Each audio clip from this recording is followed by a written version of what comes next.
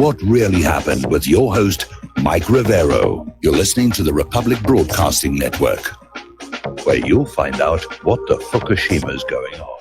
And aloha, America. Welcome to our show today. It is Monday, November 26, 2018, and getting to the end of the month here. It's Cyber Monday for those of you who are out there braving the shopping malls and getting through all of that nonsense as well. We have a lot to talk about today. There's a lot going on in the world here. The phone lines are open, 800-313-9443. Mike is in our control room, ready to answer the phone, put you on the air with comments and criticisms. Starting off with a little bit of good news, the InSight probe has touched down on Mars, and that was after 7 months transit time in space. So they're very happy over there, and of course it's good news for NASA, which has had a lot of recent setbacks. I mean, not unexpected. Everybody knew that Kepler was running out of fuel, and they did get Curiosity running again, but it looks like Opportunity definitely has gone away. So InSight is down on Mars. It is going to drill down into the surface, do all kinds of analyses. Unfortunately, sadly, it is not there to confirm the presence of life. And it almost seems like NASA doesn't really want to go through that embarrassment if it turns out we were right on Viking all those years ago. The big news, unfortunately, is developments over in Russia and Ukraine. And apparently, Ukraine decided to send some ships through the Kerch Strait into the Sea of Azov. Now, with Crimea part of the Russian Republic, the Sea of Azov is considered Russian territory, and Ukraine is supposed to ask for permission. Ukraine said they asked for permission, but they never got it. And so they sailed on in. There was a confrontation that it involved one ramming and some actual firing of naval artillery, and Russia is now basically holding 3 Ukrainian ships captive, and of course it's a huge escalation here, basically for these ships to go into Russian waters without really announcing their intentions. So it's a very, very tense situation. And what is going on is Poroshenko immediately signed a declaration declaring martial law in Ukraine.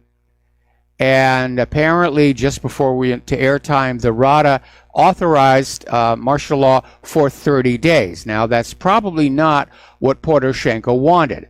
I think Poroshenko's goal here is to provoke this crisis and get martial law declared on a pretty much ongoing basis, because that would allow him to cancel the upcoming elections, which he is not expected to win. And I think that is a big part of what's going on here, although apparently this breach of Russian territorial waters was done with full coordination with NATO, and there is a Security Council meeting taking place right now over the situation to see what's going on here. And apparently Ukraine is saying, well, they have a right to shipping lanes going in and out of there, and they do, but again, Russia controls that body of water and those shipping lanes. And I'm sure if Ukraine asked nicely, Russia would say, yeah, that's what you want to do. But they're already calling it the Kerch incident. And again, the most troubling thing about it is that this was done with full NATO consultation. So NATO knew that Ukraine was going to do this, did not try and talk them out of it. Okay. So, Russia is refusing to release those captured ships. Meanwhile, Ukrainian forces are using heavy artillery on the residential area of Donbass. So Poroshenko is really cranking up on this. And it does look like we could be on the brink of war with Russia, between NATO and Russia. Over in Kiev, protesters have been throwing smoke flares and regular flares at the Russian embassy, and apparently the Russian embassy has caught fire. It's a small fire, and they put it out. But apparently the activists brought tires and smoke bombs and flares at the Russian embassy in Kiev. And so law enforcement are there trying to tone things down here. Alrighty, so again, what I think is going on here is Poroshenko knows he cannot win his next election, and this was his way of clinging to power.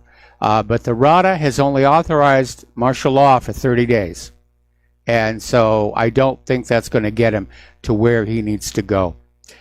But Ukraine's army has now been put on full combat alert.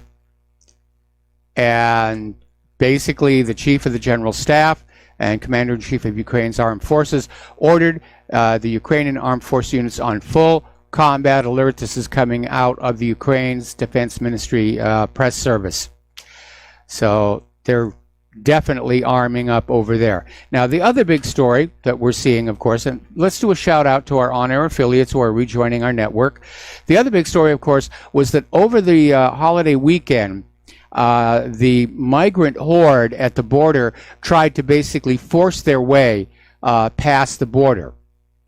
And they were met with tear gas and rubber bullets, strengthening of the concertina wire. The chief border patrol agent was out there saying that, as we knew they were going to do, the migrant organizers were putting the women and children at the front and then started throwing rocks at the border patrol agents.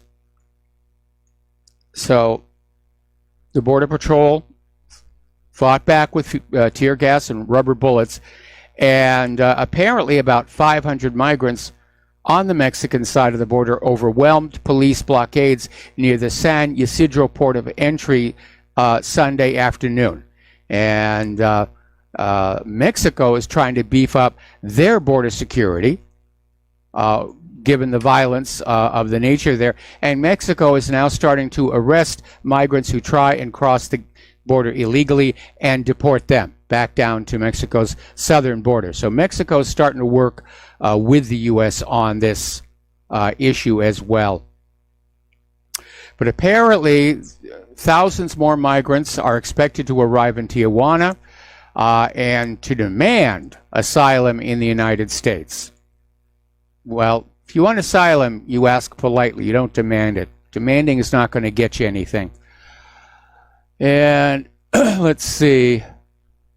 Now, the Tijuana mayor is calling for international cooperation in the humanitarian crisis at the border. He's very critical of Mexico's federal government, saying it is either unwilling or simply unable to deal with what's going on. And so the Tijuana mayor is appealing to the international community for some kind of help there. Now, one of the Honduran migrants is saying that there are 20,000 more on their way, and they're going to just march through the vehicle lanes at the border at San Ysidro, because it's wider than the one at San Diego, and the one at San Diego is already shut down.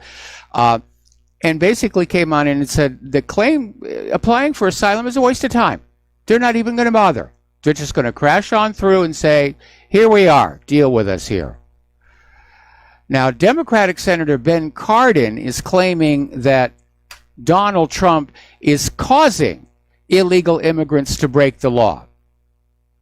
Donald Trump is making them break the law by not letting them in. Well, the law is the law is the law here. And even CNN wasn't buying that particular one here. Meanwhile, Alexandria Occasional Cortex is likening the migrant caravan to Jews fleeing the Holocaust. She did that out on Twitter, prompted a huge Twitter storm backlash, saying they're not even close to being the same. But that's what Alexandria is out there.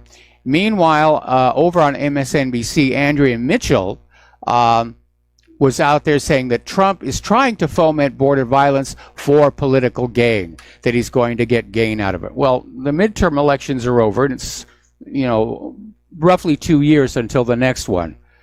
So I don't think so. Interestingly enough, though, if you look at the corporate media coverage, they're all featuring this photo of the exact same women and children apparently being tear gassed. There's not a lot of tear gas around them. It's shot from all kinds of different angles, which led one of the people over on Twitter to say it's a staged shot.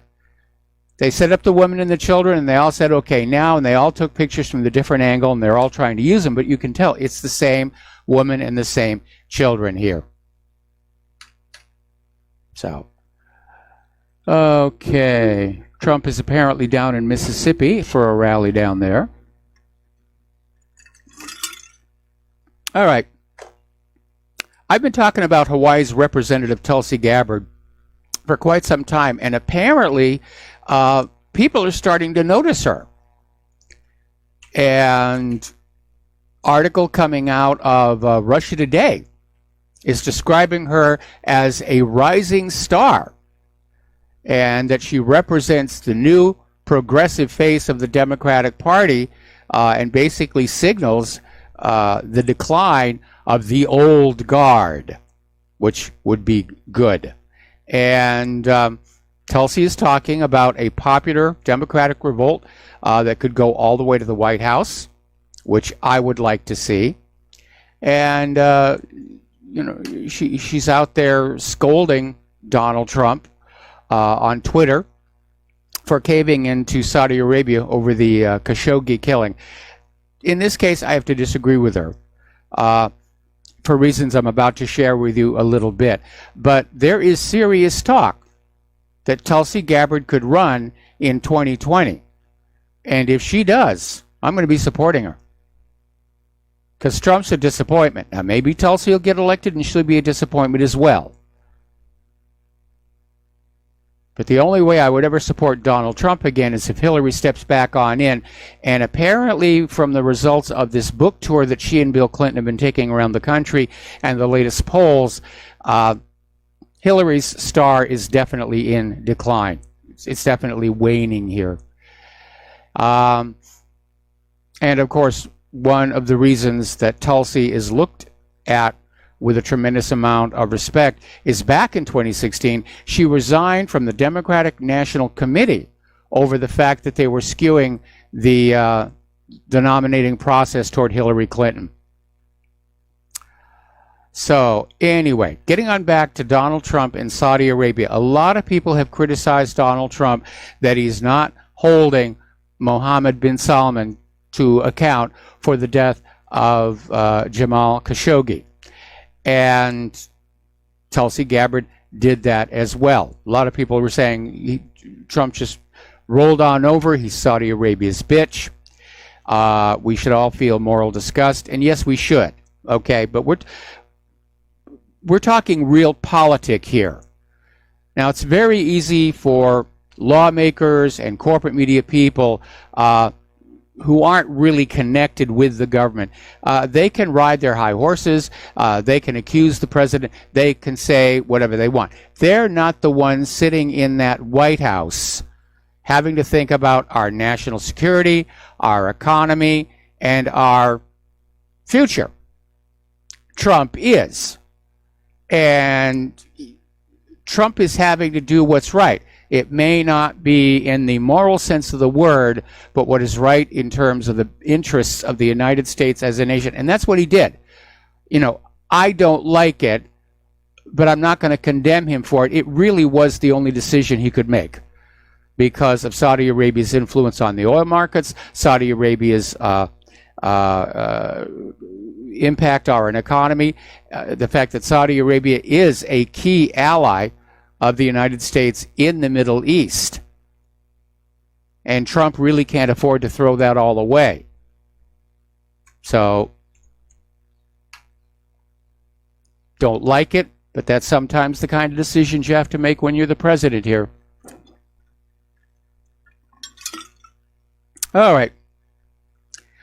Over at Judicial Watch, they have filed a House ethics complaint against Maxine Waters for inciting violence and assaults on the Trump cabinet. Now, this goes all the way back to June 23rd when she was at this rally in Los Angeles, and she came on out with this highly inflammatory statement. If you see anybody from that cabinet in a restaurant, in a department store, at a gasoline station, you get out and you create a crowd and you push back on them and you tell them they are not welcome anymore anywhere. And unfortunately, that speech did result in there being a couple of incidents of people just out having dinner with their family, literally being harassed out of restaurants.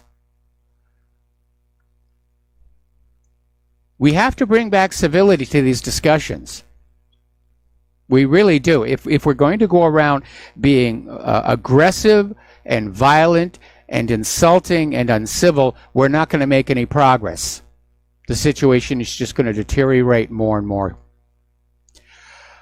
All right, so anyway, it is, as I said at the top of the show, November 26th, and the calendar is running on Hillary Clinton, who has a deadline of December 14th, where she must comply with the federal court order to compel her written, sworn testimony on key issues about the email server. Now, you'll remember last week when Judicial Watch won this decision in court, there was an immediate attempt to try and equate Hillary's private email server with the fact that Ivanka Trump occasionally used private email as well. And the two aren't even close together. And judging from the fact that that has now left the corporate media, I guess nobody was buying that. But I think it is indicative of the fact that Hillary Clinton is very nervous about this. She's very, very nervous about this. I think there's a lot of people in the government are very nervous about this. That whole email issue. I mean, they could get it to go away, Department of Justice and the FBI. They can't get Judicial Watch to back off, which is why I hope Tom Fitton is wearing his Kevlar undies here.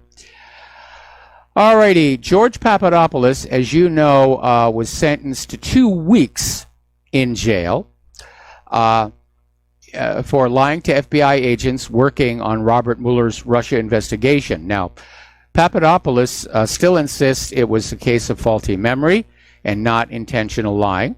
And apparently he went back to court to try and get out of the 2-week sentence in jail, and the judge rejected that and said no. It says it's 14 days, okay? So Papadopoulos surrendered to agents today to start his 14-day sentence. Now, Jerome Corsi is a somewhat different story. Apparently, Robert Mueller offered him a plea deal for 1 count of perjury. And Corsi, whose role in Mueller's investigation revolves around the accusation that he was an intermediary between Roger Stone and WikiLeaks, said he was offered the deal, and he came back and said, no, I'm not going to sign a lie. They can put me in prison the rest of my life. Now, apparently, he's got a book in progress in which he's going to come on out talking about Robert Mueller's Gestapo-like tactics in terms of the conduct of the investigation. And apparently, he's going to file a lawsuit as well. Now, rumors are still out there that Mueller's final report is going to be devastating to Donald Trump. And at this point, with the midterms over, it looks like they're going to try and just stall this thing out for 2 whole years so they can come on out with more accusations going to the general election here. But Corsi is working on the book, and I expect that one will be worth reading when it comes on out. Okay, we are coming up here on a commercial break, and let's see. All right, I'm listening to our control room check. We'll be back after these few words. And aloha, America. Welcome back to our show here, and getting on back to our political news here. Article coming out of the New York Post This is getting on back to the story behind the story, which is the fact that behind all of the Russia collusion was a smokescreen. The real crime was Obama's spying scandal. And more, it's starting to look like Watergate.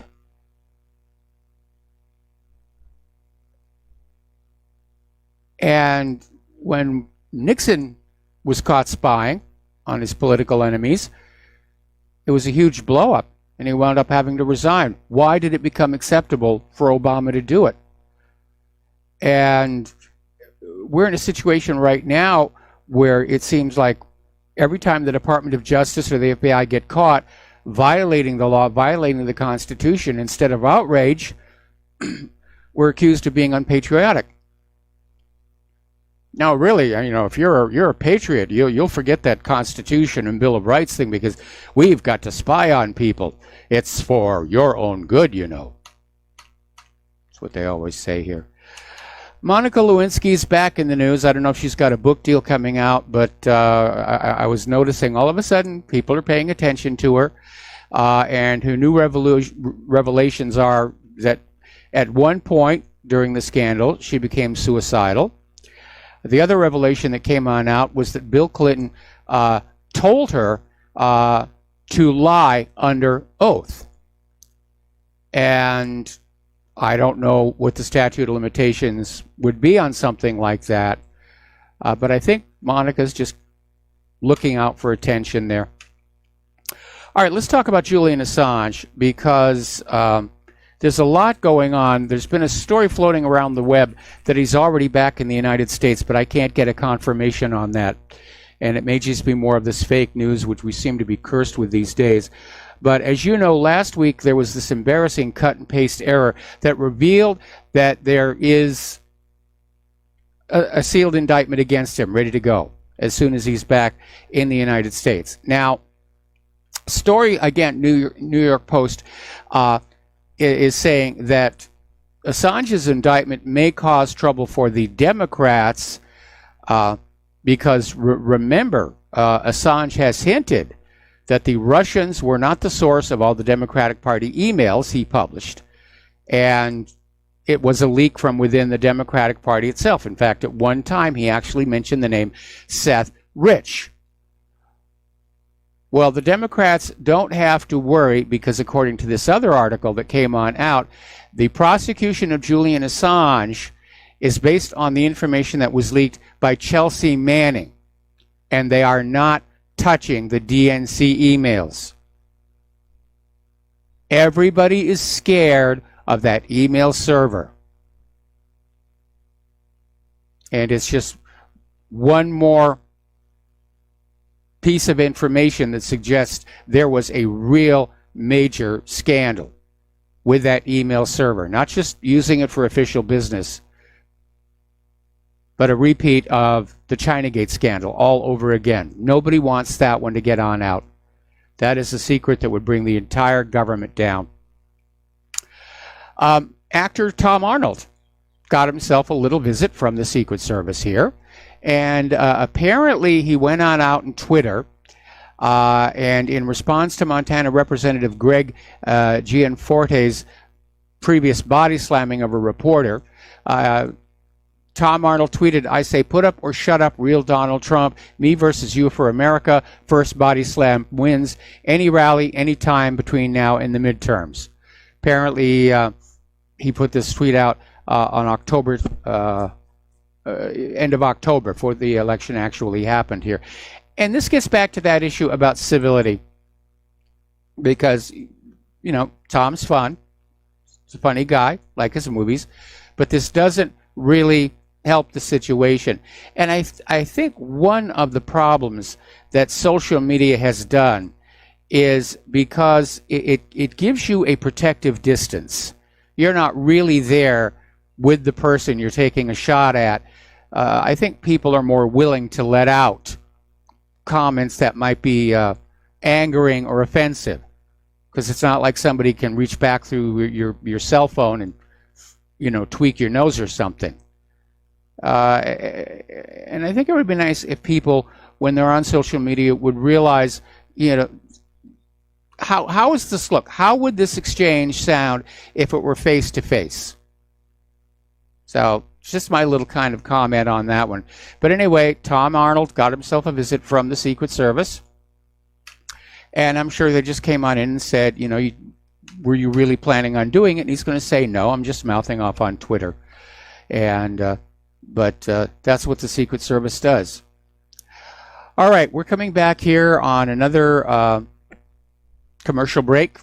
When we come on back, we're going to be talking about the conflict zones other than Russia and Ukraine, and we'll be right back.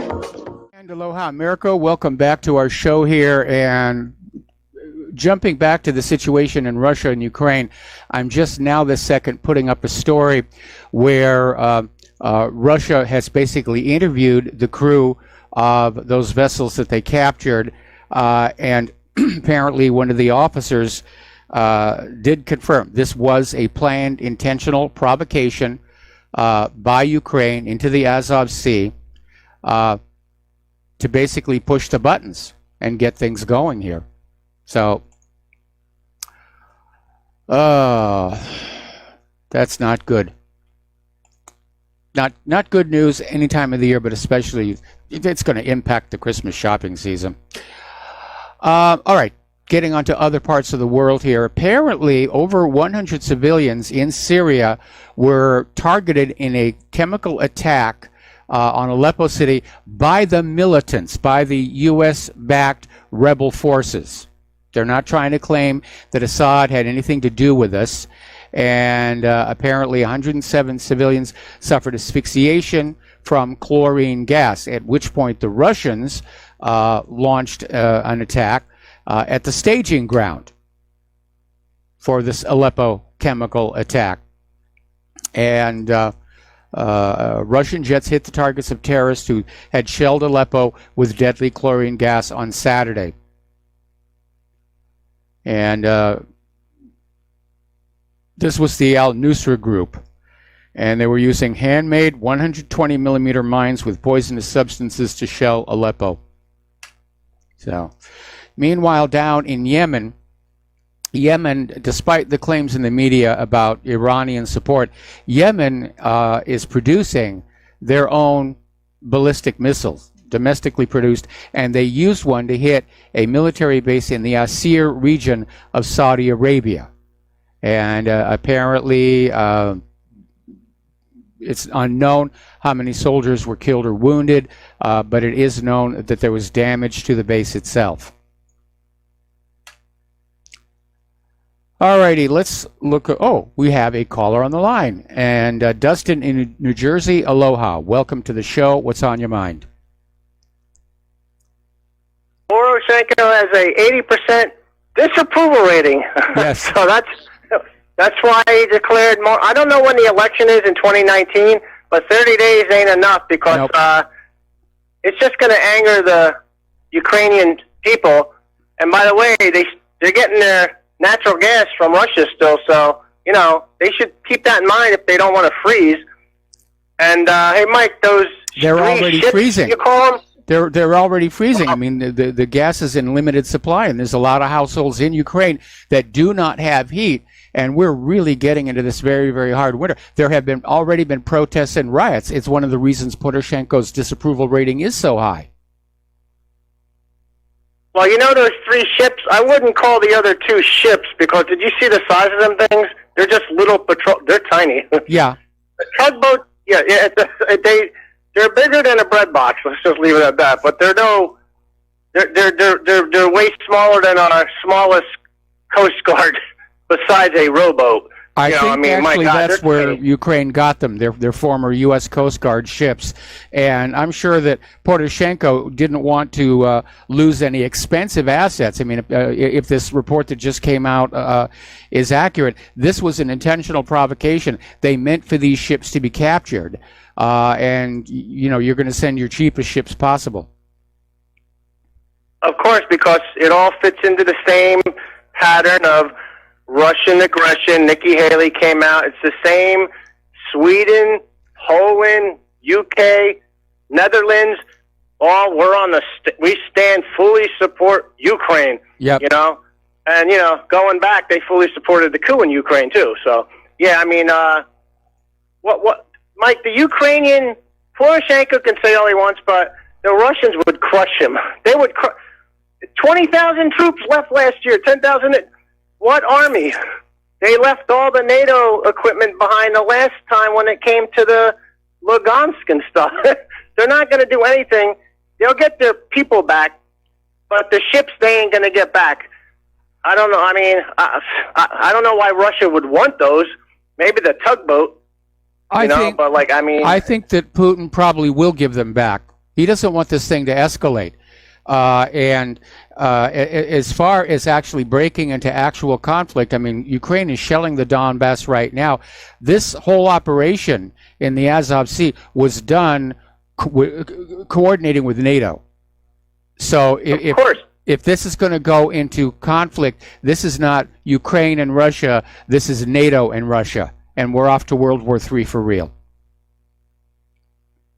But remember this, in November 16th, that Ukraine officials went to Washington, D.C., and in that report from the State Department that was released, it mentions the Sea of Azov. Yes. So this was all part of the plan. And, Mike, if NATO goes to war against Russia right off their border, NATO ain't going to win. I mean, it's right there, Yep. I mean, there's a report coming out. There's 500 fighter jets Russia has deployed along the border. Well, Russia is next to Ukraine, so they got military bases over there. So there's a lot of propaganda going on. But this is the same pattern. Blame Russia, Russian aggression. It ain't going to stop, Mike, until Putin puts a stop to it. You know what I mean? Because it's just going to keep going and going and going. It's not ending.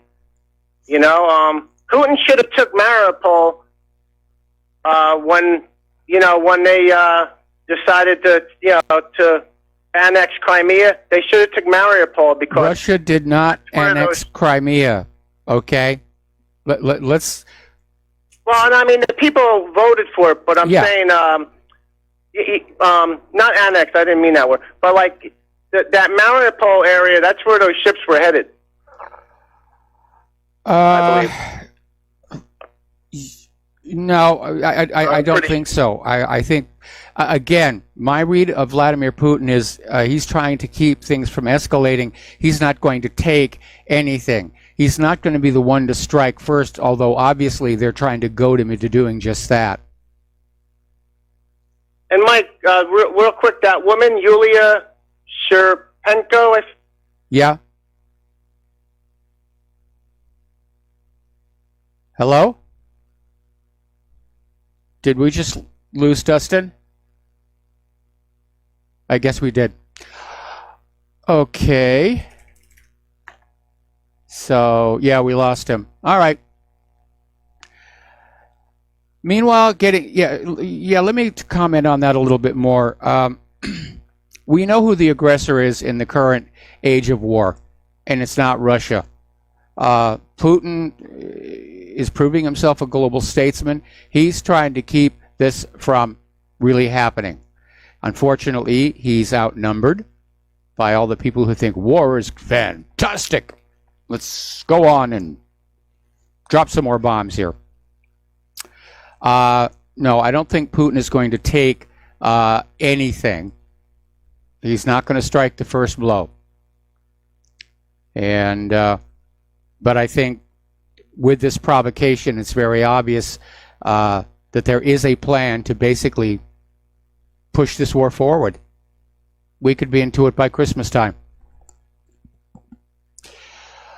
Okay, over in France, they're still rioting over the fuel price hikes, and apparently they're quite sizable. Macron's government has added fees, taxes, tariffs, what have you, which has driven up fuel prices by 20%.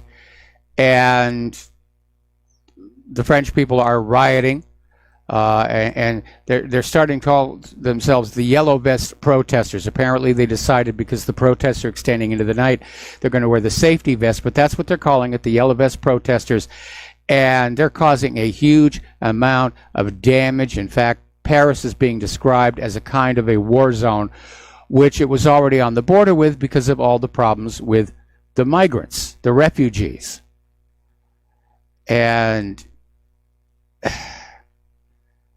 apparently the fuel tax comes into effect in January of next year, and the French are very, very angry about it.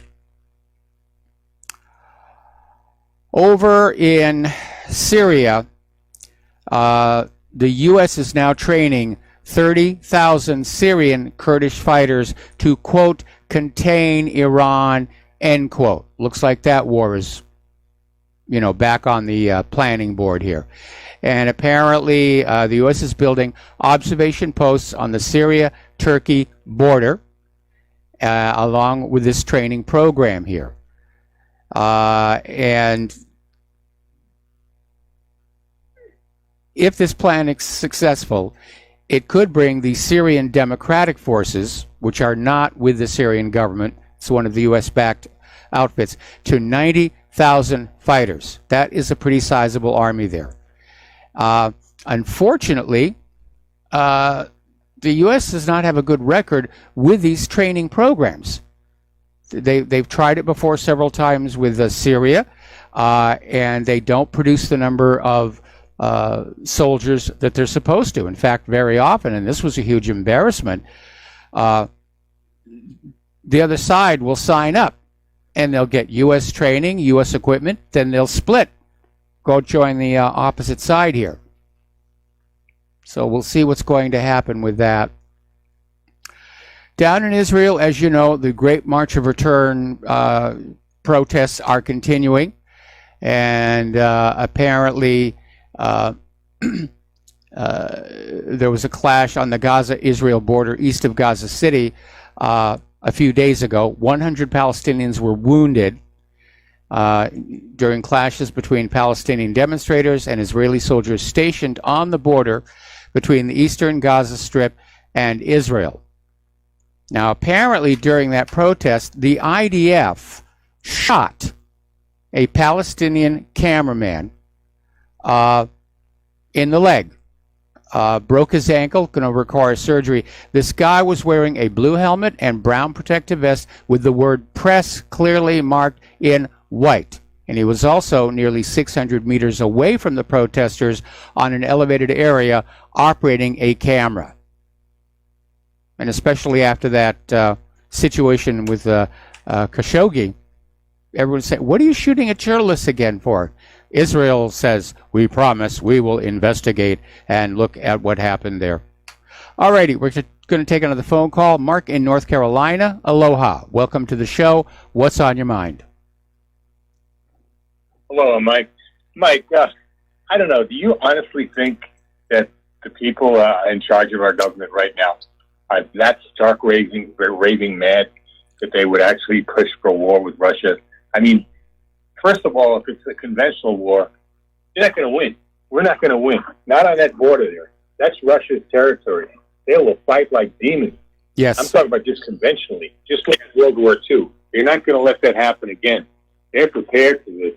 That would be a suicide for the U.S. forces. Now, I would say this. It might teach this country a lesson to stop messing with people. However, I don't want to see American troops die in maybe the hundreds of thousands to learn a lesson like that. On top of that, again, it could go nuclear. It very possibly would go nuclear, and that would be the end, probably the end of the planet Earth as we know it. Yep. So, I mean, those are the consequences. So it's a terrible thing. But do you honestly think these people are that crazy? I mean, they're going to suffer too. You know, I don't know what they think they're going to get out of the bunkers. If they could make it in the bunkers in time, if those missiles are starting and they'll take maybe 10 minutes to get to the United States, start blowing things up. It depends on where they're launched from. If you're talking about SSBNs off the coast, could be as little as 5 minutes. If you're talking about SSBN coming from mainland Russia to mainland continental United States, you're talking about 45 minutes. Okay, the ICBMs. Yeah. Right. Whatever the case, especially if they fired off the coast, so the submarines and all. These clowns are going to get, the White House will probably be vaporized along with the Congress. Okay. Yep. So what do these people expect? That they're going to die too. Not just us regular peons. Matter of fact, I probably got a better chance out here of surviving. I don't, not much because of the radiation and the mountains of North Carolina. At least I'm, but you probably have a better chance. Well, I don't know. I was just saying Hawaii, but you do have Pearl Harbor there. Yeah. So, we've got a first strike target right out the window here. Yeah, but I'm not counting on it. Let's put it like this, because mutual exchange between the U.S. and Russia, probably China would get involved in it too. Britain, France, it would be horrible. I don't, radiation poisoning, nuclear winter would probably wipe out pretty much all of Earth's, not only mankind, but probably the animals too. That's how horrible it is. So what makes you think, do you honestly think these people are that crazy then, Mike? I mean, remember back in you remember back in the Cold War? Yes. You didn't have crazy people like that. Then, God, we had JFK and Khrushchev, who thought of their kids and their grandkids. Wouldn't Trump at least think of his kids and his grandkids? I understand, like Theresa May, that fool there in France, Macron, and the other witch there in Germany, Merkel. they don't have any kids. Merkel, yeah, but they don't have any kids. So maybe they don't think about those things. I don't know. Putin has kids and grandkids, So, I mean, at least you would think the two leaders, Putin and Trump would think about it. Well, I don't. Putin was thinking about it, but you think Trump would think about his kids and his grandkids. So it's hard for me to believe that they will actually go for this. Especially over Ukraine. That's none of our business. Never been any of our business. That's right in Russian territory, really. Crimea is part of Russia. It's been part of Russia for hundreds of years. They bled to get Crimea back from the Germans in World War II. I've seen some of the stuff on the History Channel. The Battle of, I forget the name of that town there. There's a certain city within Crimea that was a really fierce battle between the Soviets, when the Soviets took back Crimea from the invading Germans. So, they're going to fight. And again, if it's going to be conventional, this isn't going to be Iran or Iraq. It's certainly not going to be Iraq. Russians not only know how to fight, they have the weapons to fight with. They have much better weapons here. Well, we're coming up here on a commercial break here, and I want to let you go with that comment that Paul Craig Roberts made a few months back, where he said there are actually people in Washington, D.C. and the Pentagon thinking about a nuclear first strike against Russia to avoid having to go into a costly conventional war. So that's the thinking over there, Anyway, Mark, we're going to let you go, take a break for commercials, have another caller waiting on the line, and we'll be right back. And aloha, America. Welcome back to our show, and we're going to go right back to the telephones to Glenn in Philadelphia. Aloha, Glenn. Welcome to the show. What's on your mind? Aloha, Mike. I vividly remember the daily headlines of the Falklands War. Yes. And if there's one thing that war should have taught us, is that the days of World War II style naval engagement are over. Yes. Okay, I vividly remember, British ships with aluminum deck plating on fire, British Navy with Harrier jump jets going up against an Argentinian Air Force with Mirage fighter jets. And the cost and the decimation of the forces were just ridiculous. And the ante on all that has been upped exponentially in the intervening times. All Russia would have to do is take out one of the smallest frigates in an aircraft carrier squadron, just damage it, and it's over. The whole facade is blown. And of our dozen or so carrier squadrons, I believe probably only 2 or 3 of them are afloat at sea at any one time. So even our carrier force is not ably maintained.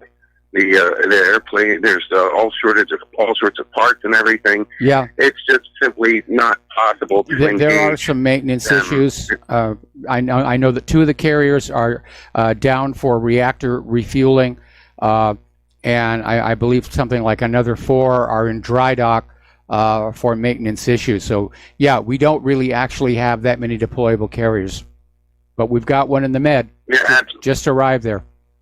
Yeah, right. And people should understand an aircraft carrier isn't just one big ship. There's a squadron of other defending vehicles. All it would take is to take it. They don't even have to.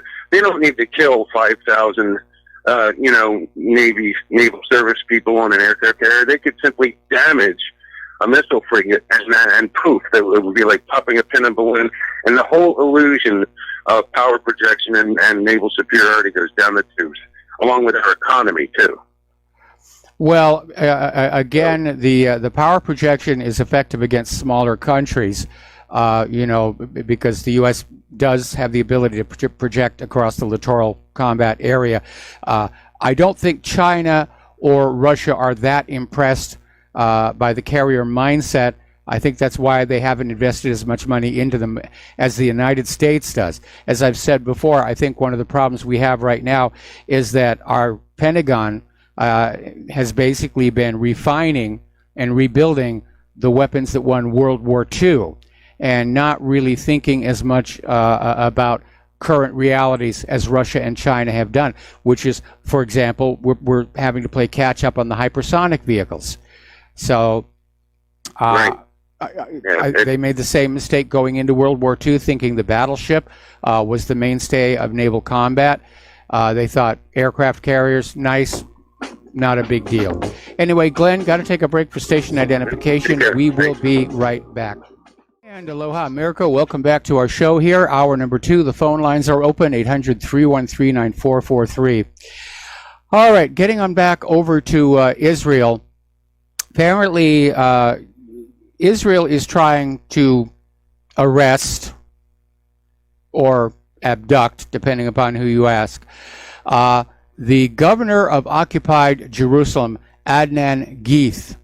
And apparently yesterday there was a confrontation between Israeli soldiers and Palestinians nonviolently protesting the imprisonment of the governor.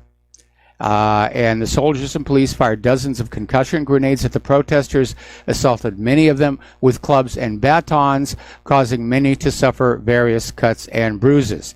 The soldiers also attacked and injured another Palestinian identified as Jawad Siyam before taking him away in arrest.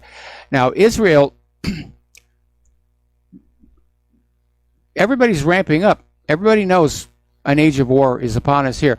But apparently Israel is holding a 10-day exercise to practice fighting Hamas and Hezbollah both at the same time. So they're gearing up for a multi-front war here. Apparently, so far this year, Israel has detained over 900 Palestinian children. And it's important to remember, they're simply arrested and taken away. There's no trial, there's no lawyer, there's no family visitation. They just grab them. And many of them are being tortured. Okay, here is a story. This gets on the follow-up to last week's revelation that the Pentagon, after its first ever audit, basically failed the audit. And the attitude coming from the Pentagon was lackadaisical. They were just saying, we never thought we were going to pass it. Well, according to this article that's appearing in Mint Press, or at least according to this Inspector General's report, the Pentagon couldn't account for $6.5 trillion worth of Army General Fund transactions and data. And I don't know if this is in addition to the money that Donald Rumsfeld told us. I'm not even sure, given how badly the auditing went, if this is even an accurate number. It could be far, far worse. Well, what do you do when you have a Defense Department that is just losing money hand over fist?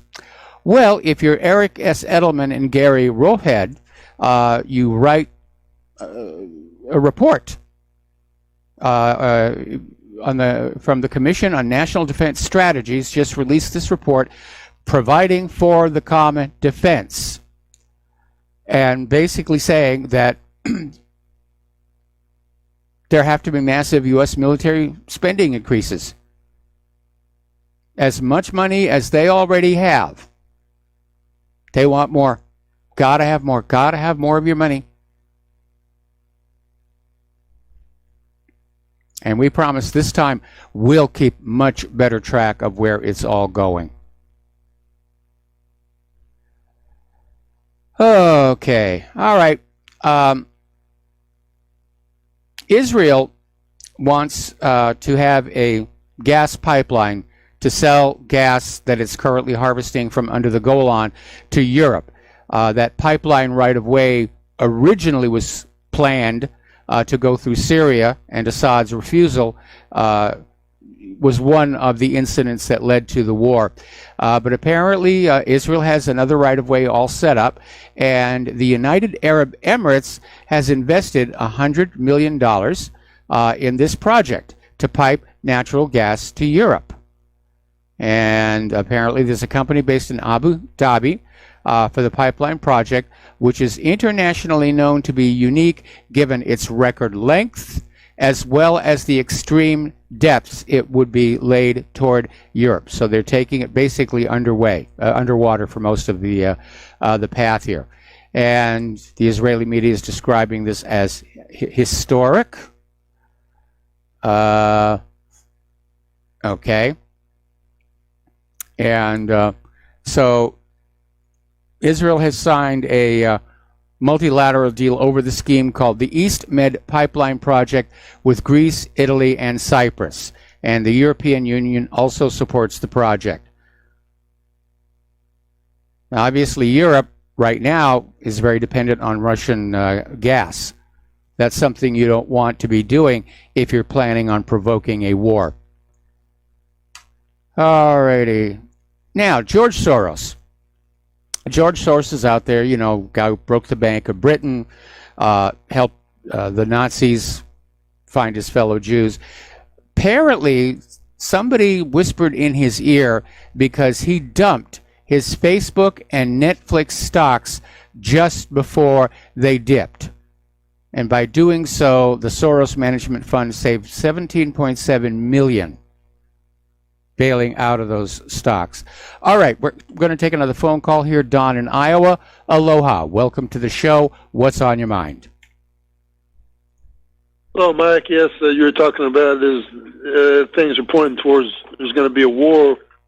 There's a guy that I followed for quite a while. He's an economic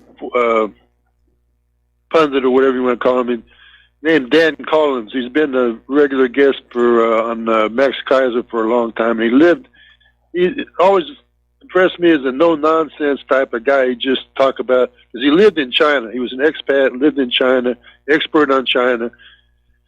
And anyway, but now he's back. I saw him a couple, I guess yesterday. He's back in America now, and he made the comment that not only him, but some of the other expats that have lived in China for a long time and made money are getting out of China because they think there's more and more of a chance that a hot war will break out between America and China. So that kind of opened my eyes, because this guy is not, he doesn't just say stuff for the hell of it most of the time, I think. Yeah, to me it's very obvious. There's this New World Order plan, the One World Government plan. The U.S. is central to it. We know that going back to the Project for the New American Century. And for the people who want a one world government, they're not thinking in terms of who wins or loses, as long as everybody is crushed down to the point where they're going to say, you know, yes, we'll bow down to the one world government. Where that's going to be, we don't really know. Obviously, a lot of Americans think it should be headquartered in the United States. Israel wants it in Jerusalem. And I think there are countries that would be perfectly happy if the U.S. and Russia and China nuked each other off the surface of the planet, because it would open up their options for the future.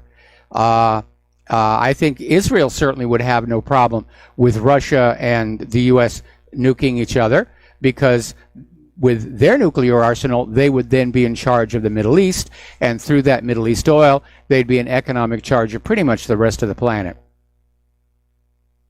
Just tell me this. I wonder what's going to happen to me. I'm sitting over there in my condo in the Philippines, and there's Chinese people actually live next door to me. A lot of Chinese live there, too, in my building even, and all over the Philippines.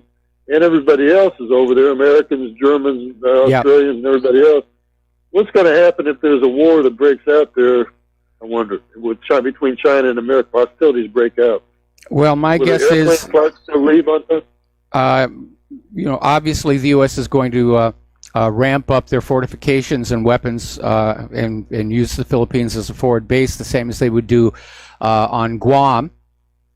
And I imagine we'd see a lot of that here. In fact, without going into details, obviously, hearing a lot of training flights going on overhead over this holiday weekend. I mean, I just wondered, China, it seems to me, China could just, might decide to occupy the Philippines all this. I don't know what's going to happen, It could happen. I mean, Japan occupied the Philippines during World War II. Yeah. I mean, I'm not safe here in Iowa either. I'm pretty close to Offutt Air Force Base and other Air Force bases. You're not safe anywhere. If there's a war that breaks out, it doesn't make any difference where you are. And I just can't understand, like your other caller said, what's wrong with these people? Why do they want to? I mean, their families are probably going to get blown up too. A lot of them. Well, they keep on. You're forgetting how groupthink works. I mean, these are people who are sitting around and they've been having these discussions for years about a new world order and how we're going to fight the war, and they basically talk themselves into believing that nuclear war is winnable. And of course, anytime a war starts out, one side is convinced they're going to win, and of course, 50% of them are wrong. But I think that's what's really going on. That there are people inside our government who are convinced that the war is winnable, and they're just going to. And yes, there are going to be losses, but that's what war brings. But obviously, these people really think they can pull this off, or they wouldn't be taking these steps. Okay, well, I'll let you go, Mike. Thanks a lot. All right, thanks an awful lot here, and we're going to switch to Art off the grid. Aloha, Art. Welcome to the show. What's on your mind? Hey, Mike. Hearing a lot of talk about, how the Trump has decided that he's basically, he's not going to really do anything or even say anything really against Saudi Arabia for the killing of Khashoggi. And all, and people are just all kinds of twisted and upset over this. Yep. And I'm asking the question, okay, the people over there in Saudi Arabia that you're referring to killed Khashoggi or Khashoggi or whatever, however Khashoggi. You pronounce his name. Yeah, I ain't got my teeth in, so I got the excuse. Okay. But the people who they claim killed Khashoggi, well, those are the leaders of Saudi Arabia. Okay, well, let me ask you a question, people. You want Donald Trump to punish him? Just exactly how do you expect the leader of one country to punish the leader of the other country? Whatever happened to protect your borders? Whatever happened to not cross over your borders? Whatever happened to, mind your own damn business? Well, I think what people are looking at is the fact that Donald Trump has been imposing sanctions on other countries as a form of punishment for not doing what the U.S. says, including sanctions against Russia for their alleged role in the Skripal affair. And I think a lot of people were saying we should have some sanctions against Saudi Arabia. And as I was mentioning before, Saudi Arabia is critically important to our economy. It's critically important to the oil markets. It is a key ally. And for that reason, Donald Trump's decision, as morally troubling as it may be, was pretty much the only one he could make. Yeah, and as far as sanctions and such, people need to realize sanctions are considered an act of war. Yes, how many they are. damn wars do you think we can fight? We're going to lose. We need to stop this. We are in an unwinnable situation. Any one of these countries that we have these sanctions against, yeah, if they say, screw your sanctions, we don't care, that's it, we're done. it's already starting to happen. It's already starting to happen. Countries are moving to use their own domestic currencies. They're bypassing the dollar. They're bypassing SWIFT. And here's something else, Mike. I want to throw this out to you. Look at Bitcoin right now. Now, there's this, can't think of his name right off the top of my head, but there's this guy that's talking about he's calling for Bitcoin to be like up at 400 or whatever by the end of this year, or 4,000 or whatever it is by the end of this year. But if you look at the markets, it shows Bitcoin in the middle of a crash of sorts. Yes. And so look at that. But then you kind of have to wonder, we're getting reports that banks all around the country are installing and setting up Bitcoin trading stations. Yep. Now, Bitcoin is crashing right now, but the banks are setting up these Bitcoin stations. Have we not seen this twice in this country already? Yep. The last time we saw this led to the Great Depression. The first time we saw this was, what was it, back in the 1800s? Yep. When banks called in loans on houses? We saw this happening before. We've seen this happen twice, where stocks crash and banks make bank. We kind of have to wonder, is this just coincidental that Bitcoin is crashing at the same time banks are setting up their stations? Or do the banks know something that we don't know? Could very well be. I think Wall Street and the banks like Bitcoin and cryptocurrencies in general because they're a hot item and they're very volatile. And that means there's the possibility of a fast buck. But you're right, the cryptos right now are in a minor meltdown. If you look at how much they've lost since the market top, you'll see this wasn't really a good idea. But if the banks can find customers to buy them and sell them, then yeah, they're going to go ahead and do that and just make more money. Yeah, it just kind of gets me wondering, because history does tend to repeat itself. Anyway, thanks, Mike. We'll talk again later. All right, thanks an awful lot. We're going to let you go here. And let me close a couple of windows. I'm trying to do too much at the same time. All right, phone lines are open. So feel free to call on in, 800-313-9443. Speaking of the cryptos, Bitcoin is down to 3,738. And according to this article, which came out of Wall Street, it's saying the whole crypto scam appears to be melting down. Now, on December 17th, 2017, Bitcoin's market cap was at $333 billion, and it's now down to $64.9 billion. Right now, it's costing people more in terms of the electric bill and the computers to mine Bitcoins than the Bitcoins are actually worth. All right, remember a year ago, Donald Trump was promising his tax cuts were going to save U.S. jobs. Oh, that it were so. General Motors just laid off 15,000 workers, and apparently the CEO of GM is scheduled to have a meeting with one of the White House economic advisors, I think it's Kurdlow, to try and figure out what they're going to be doing. And unfortunately, these 14,700 workers are here in the United States. So apparently they're shutting down a production facility just outside Youngstown, Ohio. And it was only a year ago Donald Trump was out there saying jobs were coming back to the area. Well, Don, sorry, didn't work on out. Over in Great Britain, they're looking at the longest fall in living standards for over 60 years. This is coming out of a think tank called the Resolution Foundation. And it said data released in the budget showed the British are families suffering the biggest squeeze in their finances since the 1950s. So, a lot of people are starting to look at Britain's imminent Brexit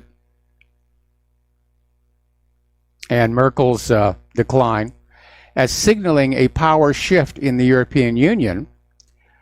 And over in Italy, Deputy Prime Minister Matteo Salvini has basically declared himself the leader of Europe's future. He's refusing to budge 1 inch in negotiations with the EU over Italy's budget, now threatening to take down the government. And of course, he's speaking for the Italians.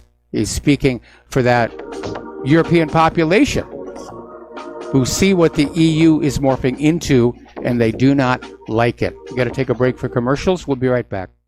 Aloha America, welcome back to our show. And once again, for those of you wishing to support Republic Broadcasting, the postal address to send a check, money order, or if you prefer anonymity cash, is Republic Broadcasting Network, 2251 Double Creek Drive, number 302. The phone number where you can call in with a debit or credit card donation is 800-724-2719, extension 1 during normal business hours and extension 3 at all other times here. Apparently, Nikki Haley over at the UN Security Council succeeded in blocking Russia's emergency meeting to discuss what Ukraine had done. So it's getting serious over there. Let's take a phone call from Terry in California. Aloha. Welcome to the show. What's on your mind? Mike, I got an idea. I want to know what you think about it. What do you think about having a guest from Frontside on your show to answer questions? If I go to the website and I go to RBN, the website, it's not really clear what you get with that $500 donation. And, John talks about all the courses that are available and all that sort of thing. Well, first of all, people are going to hear that and they're not going to pull up the website because they mean to, but they just never get around to it.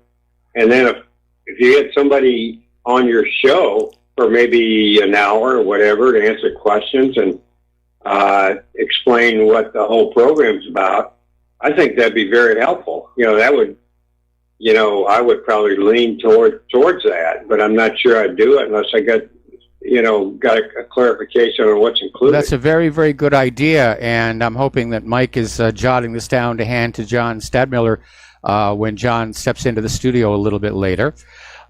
But in general, if you go to the Front Sight Academy website, they've got videos there of all the ranges, and they teach everything about gun safety. First of all, just gun safety itself, care and maintenance of the weapon, standard target shooting, and then as you get more advanced, they actually have courses that simulate real life. And basically, it like the ad says, it's a lifetime membership. You can keep going back there year after year after year after year and keep taking the courses. So, Terry, thank you very much for the phone call. It's an excellent idea. And we're going to let you go here. Okay. Speaking of the United Nations, as you know, they have been pushing this migration pact to basically mandate that migrants are allowed to cross borders anywhere in the world. And it was being, promoted by the open borders people and the globalists, and everyone said, oh, this is going to be a great idea. It's going to be a great idea. Well, actually, a lot of countries are now having second thoughts. And the latest one to back off and say, I don't think so, is Slovakia. Now, the Global Compact for Safe, Orderly, and Regular Migration was approved in July in a symbolic vote by all 193 member UN nations except the United States. The Migration Pact is due to be formally ratified next month. So we'll see what's going to happen with that. But a lot of these countries that voted yes in July, they're now saying they will not sign it. They want to go back to closed borders here. George Soros Open Society Foundation is about to shut down its operations over in Turkey. And they're saying basically groundless claims and speculation are hindering its work. Basically, Turkish President Erdogan has accused Soros of stoking protests to divide the country. And he's also accusing Soros of controlling the Turkish opposition figure Osman Kavala. So that's getting tense over there. Alrighty, over in the, let's see, The Economist, there's an article out basically talking about what a threat Donald Trump has become to the New World Order. And apparently they're quoting some of the Rothschilds saying what a danger it is to have an American president who despises the international norms and disparages free trade and flirts with abandoning America's essential role to maintaining the global legal order. This is in The Economist, and that's a serious magazine. Note right there where they're saying the United States is going to be the center of the global legal order. I don't think for much longer. Mostly because the global legal order seems to favor the United States, whether it's Bretton Woods or things like that. To me, the U.S. is a nation in decline. No question about it. All right, we're going to take another break for commercials, and we'll be right back. Okay, welcome back to our show here. And again, the phone lines are open, 800-313-9443. A little bit of good news out there in California. The Camp Fire, which is the deadliest wildfire in California history, is now 100% contained. It's been burning for 2 weeks, and it killed at least 85 people. 249 are on a list of those who are still unaccounted for, and the fire burned 154,000 acres and destroyed nearly 14,000 homes. And the fingers are pointing all over the place. As you know, PG&E has admitted that they had an event on a high-powered tension line just right where the fire started. And of course, fingers are now pointing back at Governor Jerry Brown because he vetoed a bill that would have mandated better safety measures for those cables. And fingers are also pointing at Jerry Brown for setting up an environmental policy of allowing the woods to go back to nature, to grow wild, rather than managing them properly. So Trump is correct. Yeah, this was the California government let this one get out of control. All right, we have a caller on the line. Jim in Chicago, aloha. Welcome to the show. What's on your mind? Hello, Michael. A couple of things.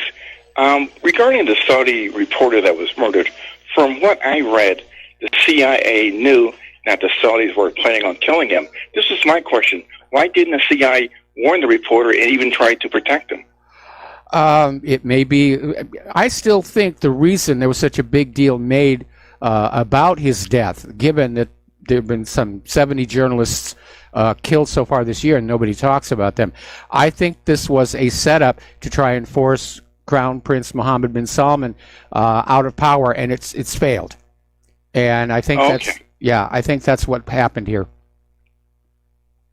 Okay. The other question, you always talk about Julian Assange, and your question is this: where is the Australian government? How come, they aren't saying anything about their citizens? How come they're not trying to protect them? Do you have an idea of why they aren't? I imagine diplomatic pressure has been applied by the United States on Australia to basically zip their lip.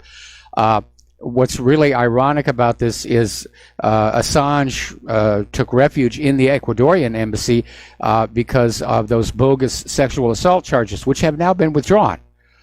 The only reason he cannot step out on the streets is the British authorities are going to arrest him and ship him to the United States to face whatever this unsealed indictment is.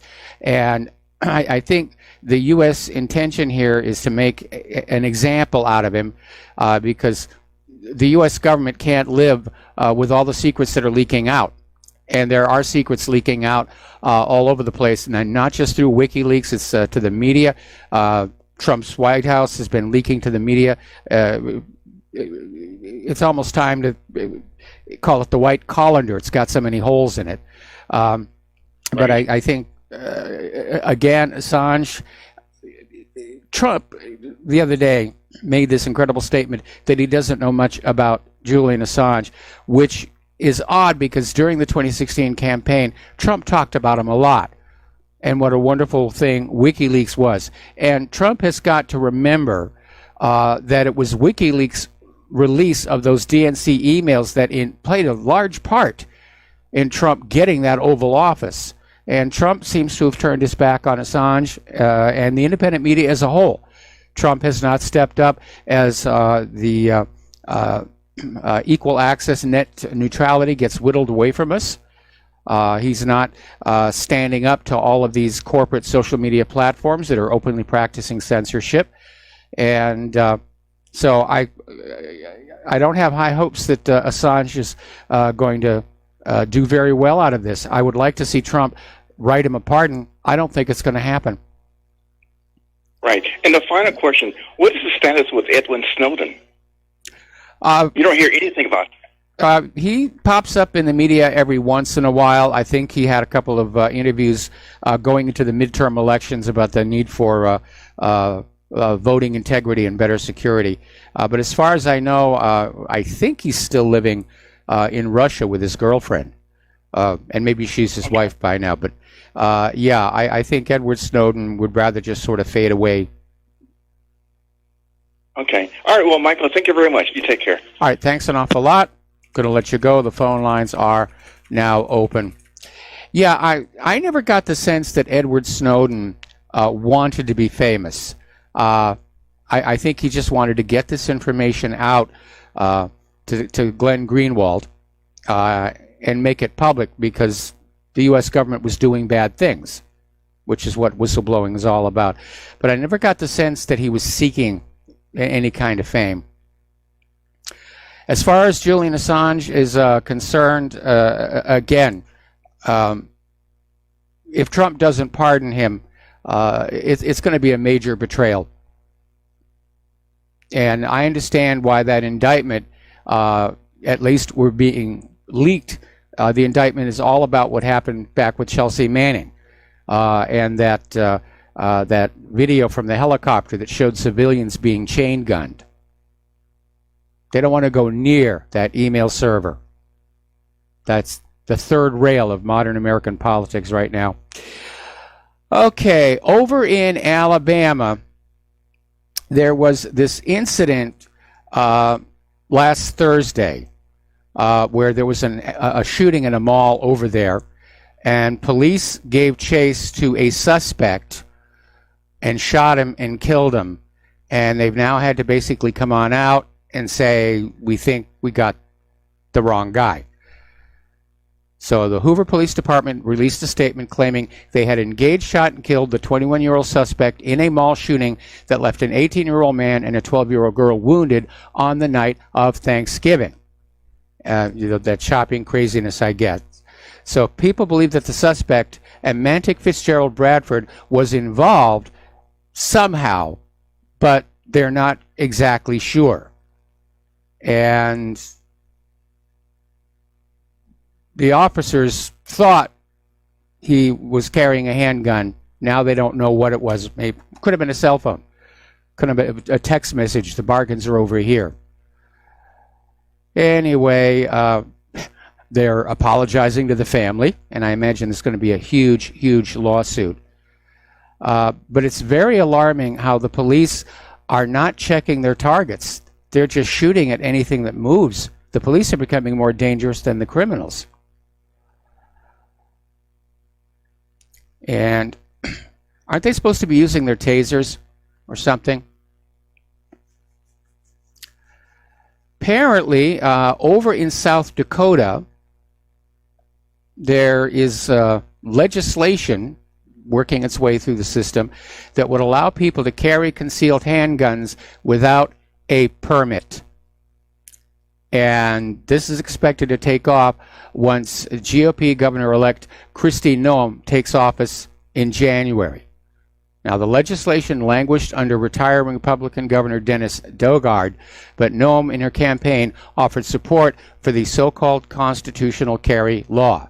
GOP State Senator-elect Lynn DeSanto, who, as a member of the State House of Representatives, sponsored a permitless concealed carry bill that Daugaard vetoed, said such legislation is likely in the upcoming session. She's optimistic about its prospects. And I think Second Amendment is pretty much an absolute. We're allowed to have guns. But I am in agreement that there has to be some kind of screening for people who are on prescription psychiatric medication, because there are too many cases where people on these medications are committing senseless acts of violence with firearms. Virtually every one of the mass shooters the gun grabbers wag at us were either on or withdrawing from these medications. And it's when you're withdrawing from them that the danger is greatest that you're going to have some kind of an event.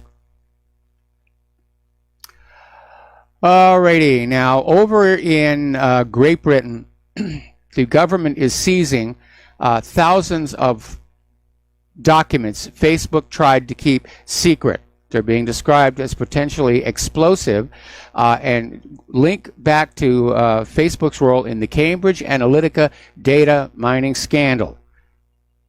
That was the point at which people began to realize Facebook was more than just a communication system.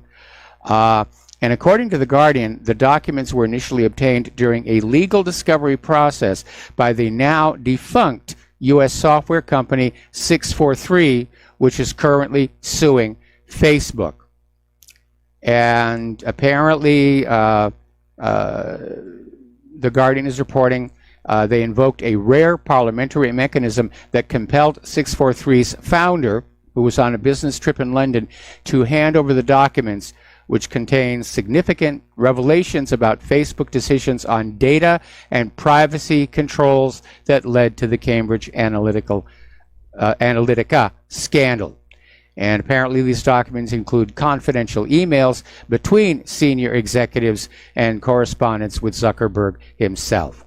So they're going to be digging into that one a little bit. Alrighty, we've talked about Common Core a lot on this program, and how bad it appeared to be. Now, because we had a neighbor that was working for the company implementing it here in Honolulu, I got to see some of the inside stuff. Believe it or not, teachers are told not to show parents or guardians the curriculum. They're not allowed to see what's being taught in there. But apparently, over at Accountability Works, a gentleman named Ted Rebarber had been studying Common Core and described it as the worst large-scale educational failure in 40 years. And apparently they were talking this up at a Heritage Foundation event last week about how Common Core has not only damaged public school education, but has presented obstacles to real school choice. People who want to take their kids out of Common Core. And Rebarber was saying this was all being driven by the allure of standards-based education reforms. In other words, we're going to say you're educated when you pass these specific tests, and these tests became the blueprint around which schools organized their teaching, their day-to-day academic operations. Basically, they were teaching the kids to take tests and not much else. And the other problem here is that schools that are private but being operated on taxpayer-funded vouchers, because they're getting taxpayer funds, they have to adopt Common Core as well, or something very much aligned to it. So school choice is just, it's not there anymore. And the report here basically saying, you're really better off homeschooling your kid, or let your kid go to Common Core, and then when he gets home, just say, that's the wrong way to do math, because it is. We've seen it out there on the web. The way they were teaching mathematics, it's like they wanted to cripple the kids from being able to solve mathematical equations effectively again. Alrighty, as you know, this last holiday weekend was Thanksgiving. Friday was Black Friday. We're already seeing videos of crazed crowds at the local shopping mall. I have to wonder how much of that is staged as part of the propaganda to get everybody to just scramble into the store and just whip up the frenzy. But the way I hear it is it wasn't as good a Black Friday as they wanted. And again, they're blaming online sales for that. But people just don't have money. People just do not have money. But apparently some people did get hurt with all this Black Friday nonsense. And of course, today is Cyber Monday, where they're out there pushing the computers as hard as they can. What really made it kind of complex over the weekend for people trying to get back home from Thanksgiving was a major, major blizzard in the upper Midwest. And it was heavy snow, strong winds. A lot of flights were canceled. Apparently Chicago's O'Hare and Midway airports were dealing with a huge amount of snow on this busy day. 6 to 12 inches of snow expected from the middle Mississippi Valley to the Great Lakes. Parts of Illinois experienced whiteout conditions, 45-mile-per-hour gusts, and up to 2 inches of snow per hour. Heavy snow hit the Chicago metro area later on Sunday. And apparently there is another one of these cold fronts heading on in. So prepare accordingly. Alrighty, story coming on out here. Apparently this Thanksgiving blizzard of this year broke a lot of previous cold and snow records. And they're okay, but apparently there is a second Arctic front going to come on in literally to southern Mexico and Cuba. And we're still technically in autumn. We're not yet in winter. There have been a lot of cases lately where it is getting so cold so quickly that life that would normally be migrating southward has been caught on the ground and in the oceans and is being found frozen to death. And story out of 12160.info, apparently sea turtles are being found frozen to death. So it is getting much colder. We're definitely heading into a grand solar minimum. And by the way, according to this article out of investors.com, we have had 2 years of record-breaking global cooling. Not only is the Earth cooling, it is cooling very, very rapidly. And apparently, working in Real Clear Markets, Aaron Brown looked at the official NASA global temperature data and noticed from February 2016 to February 2018, global average temperatures dropped by a little over 0.5 degrees Celsius. Now that is a lot. All right, we're going to take a break here for commercials, and we'll be right back after these few words.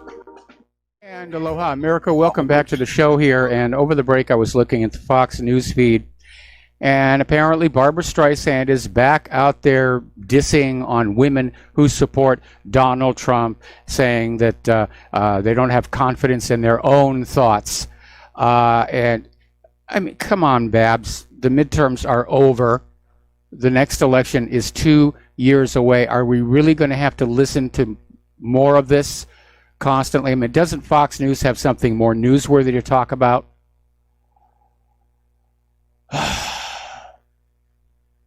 And this idea that you're going to insult women into supporting a Democrat, well, they tried that in 2016, and it did not work.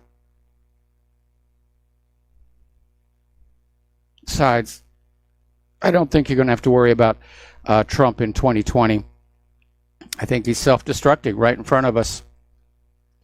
Now, he is doing a good job down on that border. So far, only a few of the illegal migrant horde, whatever you want to call them, have gotten through. Unfortunately, the government of Mexico is cooperating.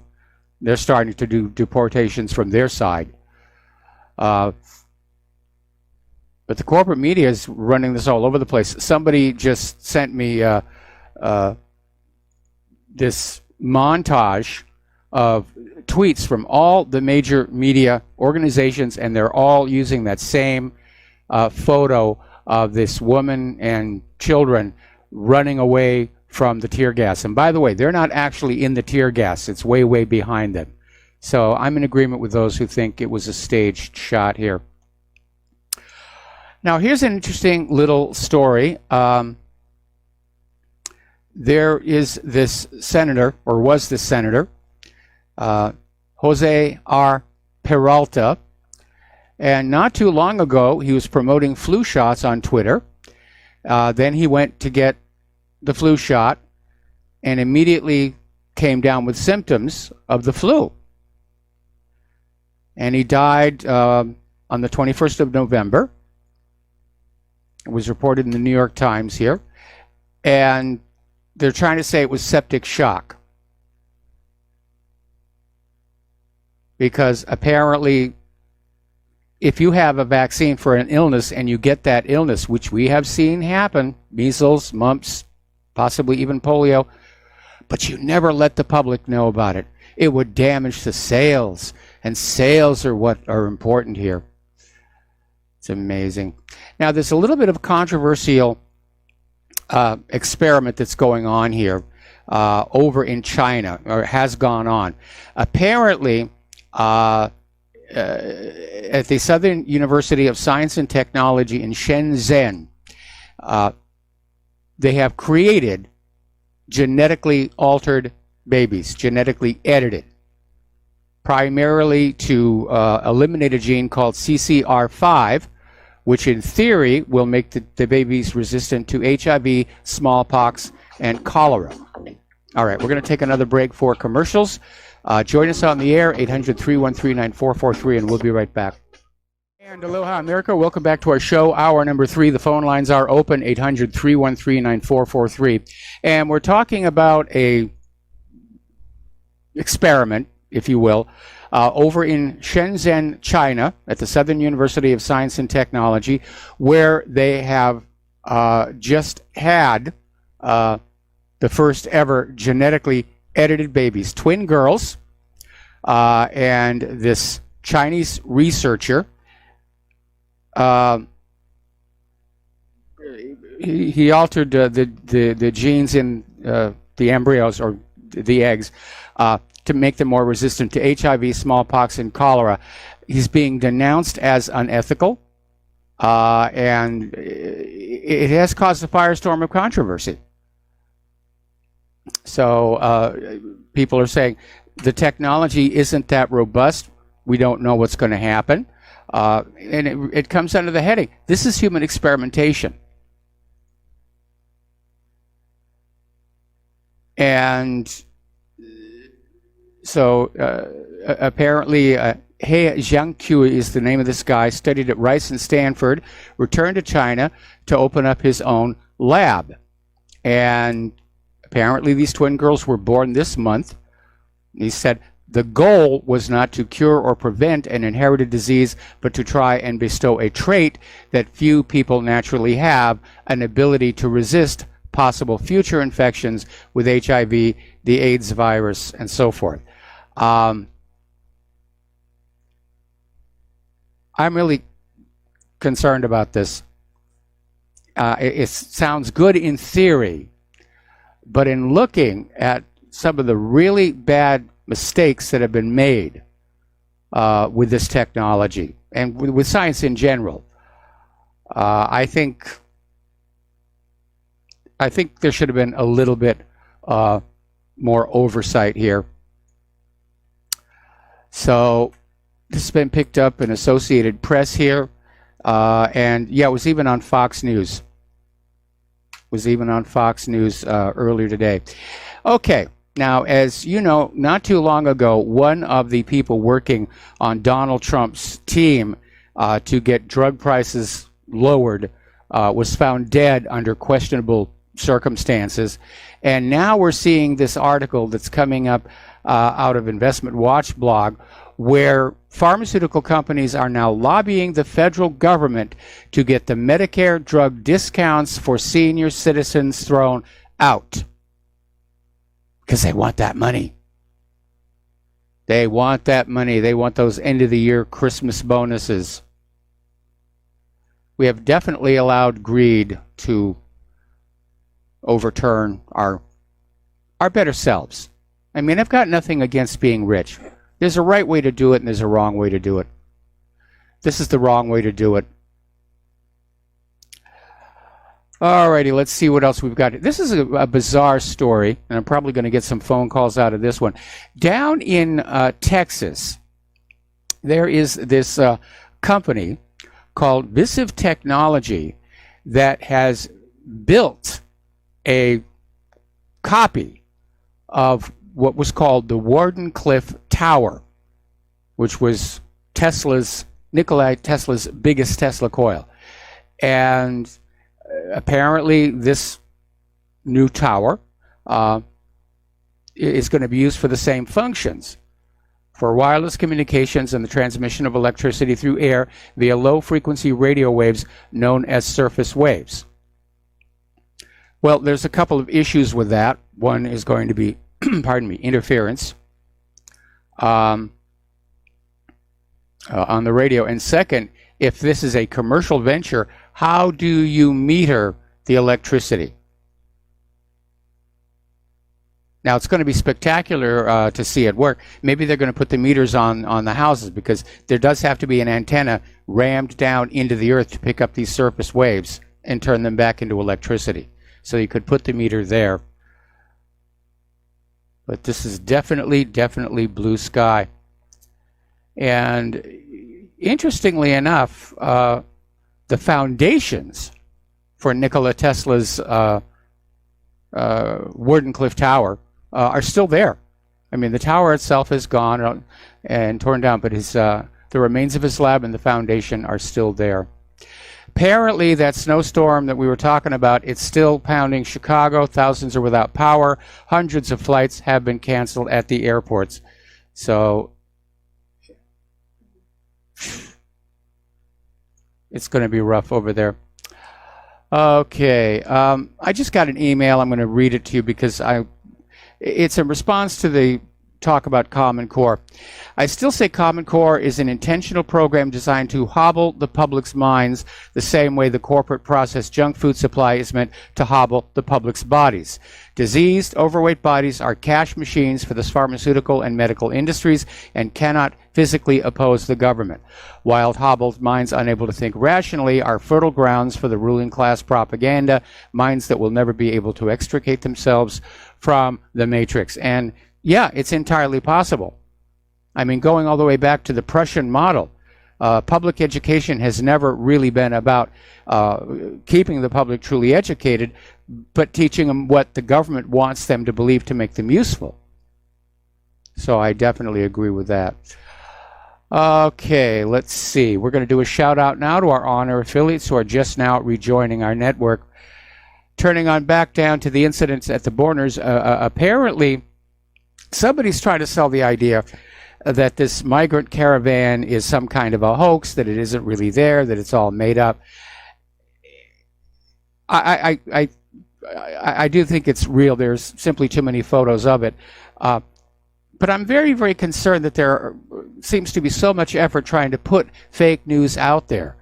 And somebody sent me an article from the Washington Post about somebody who's literally set up a company where they are paid to basically create fake news stories to put on clickbait websites. And technically, it's not illegal. But then these fake news stories, which are sensationalistic, they get picked up and copied by people who don't know any better. So critical thinking is definitely needed in this day and age. So anyway, getting on back to the border, apparently CNN was interviewing the San Diego Border Patrol chief, who was saying that the vast majority of this migrant horde are adult males. And they're pushing the women and children to the front to make it look like their families, but these are adult males coming on in, trying to get into our country. Are they here to try and grab jobs away from legal American citizens? Are they all parts of gangs? We know that there's a lot of MS-13 involved here.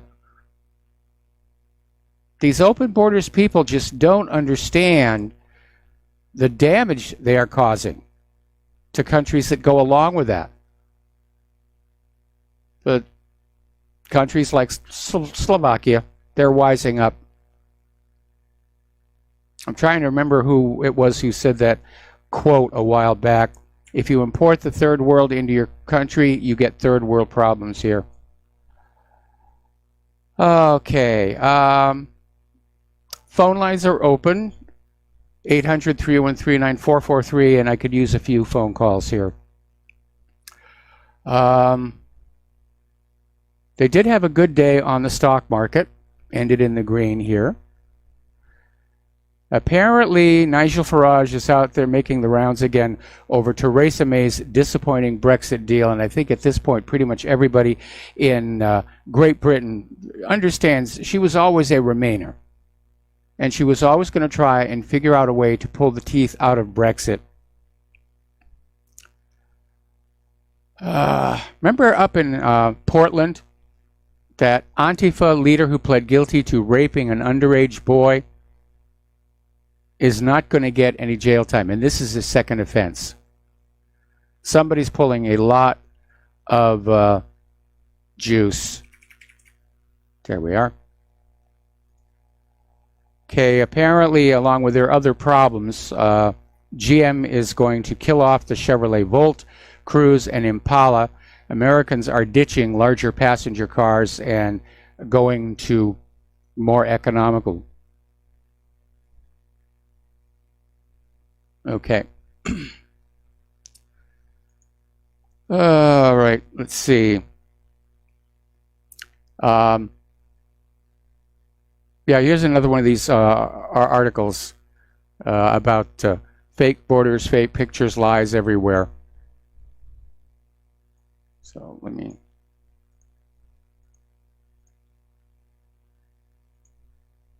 Okay. Apparently there's a new Judge Dredd out for you comic book fans here, and apparently in the new version, new and improved, Judge Dredd is a social justice warrior, and Mega City 1 is a sanctuary city. We've been seeing a lot of that, where the comic books are now being used to propagandize liberal agenda, and you know what's happening? The sales are slumping. People buy comic books for the same reason they watch TV and movies. They want to be entertained. They want to be distracted. They don't want to be indoctrinated and propagandized. Okay, we have a caller on the line, Mark in New York. Aloha, Mark. Welcome to the show. Thank you for calling in. What's on your mind? You're welcome, Mike, and I hope you had a great Thanksgiving. I appreciate you taking my call. I had 4 topics written down. One about the China geneticists, the border stuff, the voter suppression, and the climatology. When I read the article, too, over the weekend about China geneticists, and I think about them, they were worried about them mucking up the gene pool was a big part of the article, too, that for me, this whole thing about HIV sounds politically correct. And out in China, from what I understand, if you have any kind of serious disease, they'll be like, hey, I got a tank to show you. You know, they'll run them over with tanks. They're not, you know. But they don't do that as much as they used to. There's a big question that you brought up. Are these girls, assuming they survive to adulthood, are they going to pass this edited gene onto their offspring? Yeah, or are they like looking to make a Superman, like American Superman? They're looking to create, Asians with instead all looking the same, maybe with blonde hair and stuff, and that would be mucking up the gene pool. I think it's not worth it. I think these guys, trusting them just the way they're just going about what they've done so far. I think it's very dangerous. And again, that's because of the mistakes we've seen in genetically modified products to date. As far as our gene pool being mucked up, that's kind of been going on since the nuclear tests of the 1950s. And who knows, even before that, there are other contaminants as well. But that's a big issue. What happens when these twin girls reproduce? Yeah.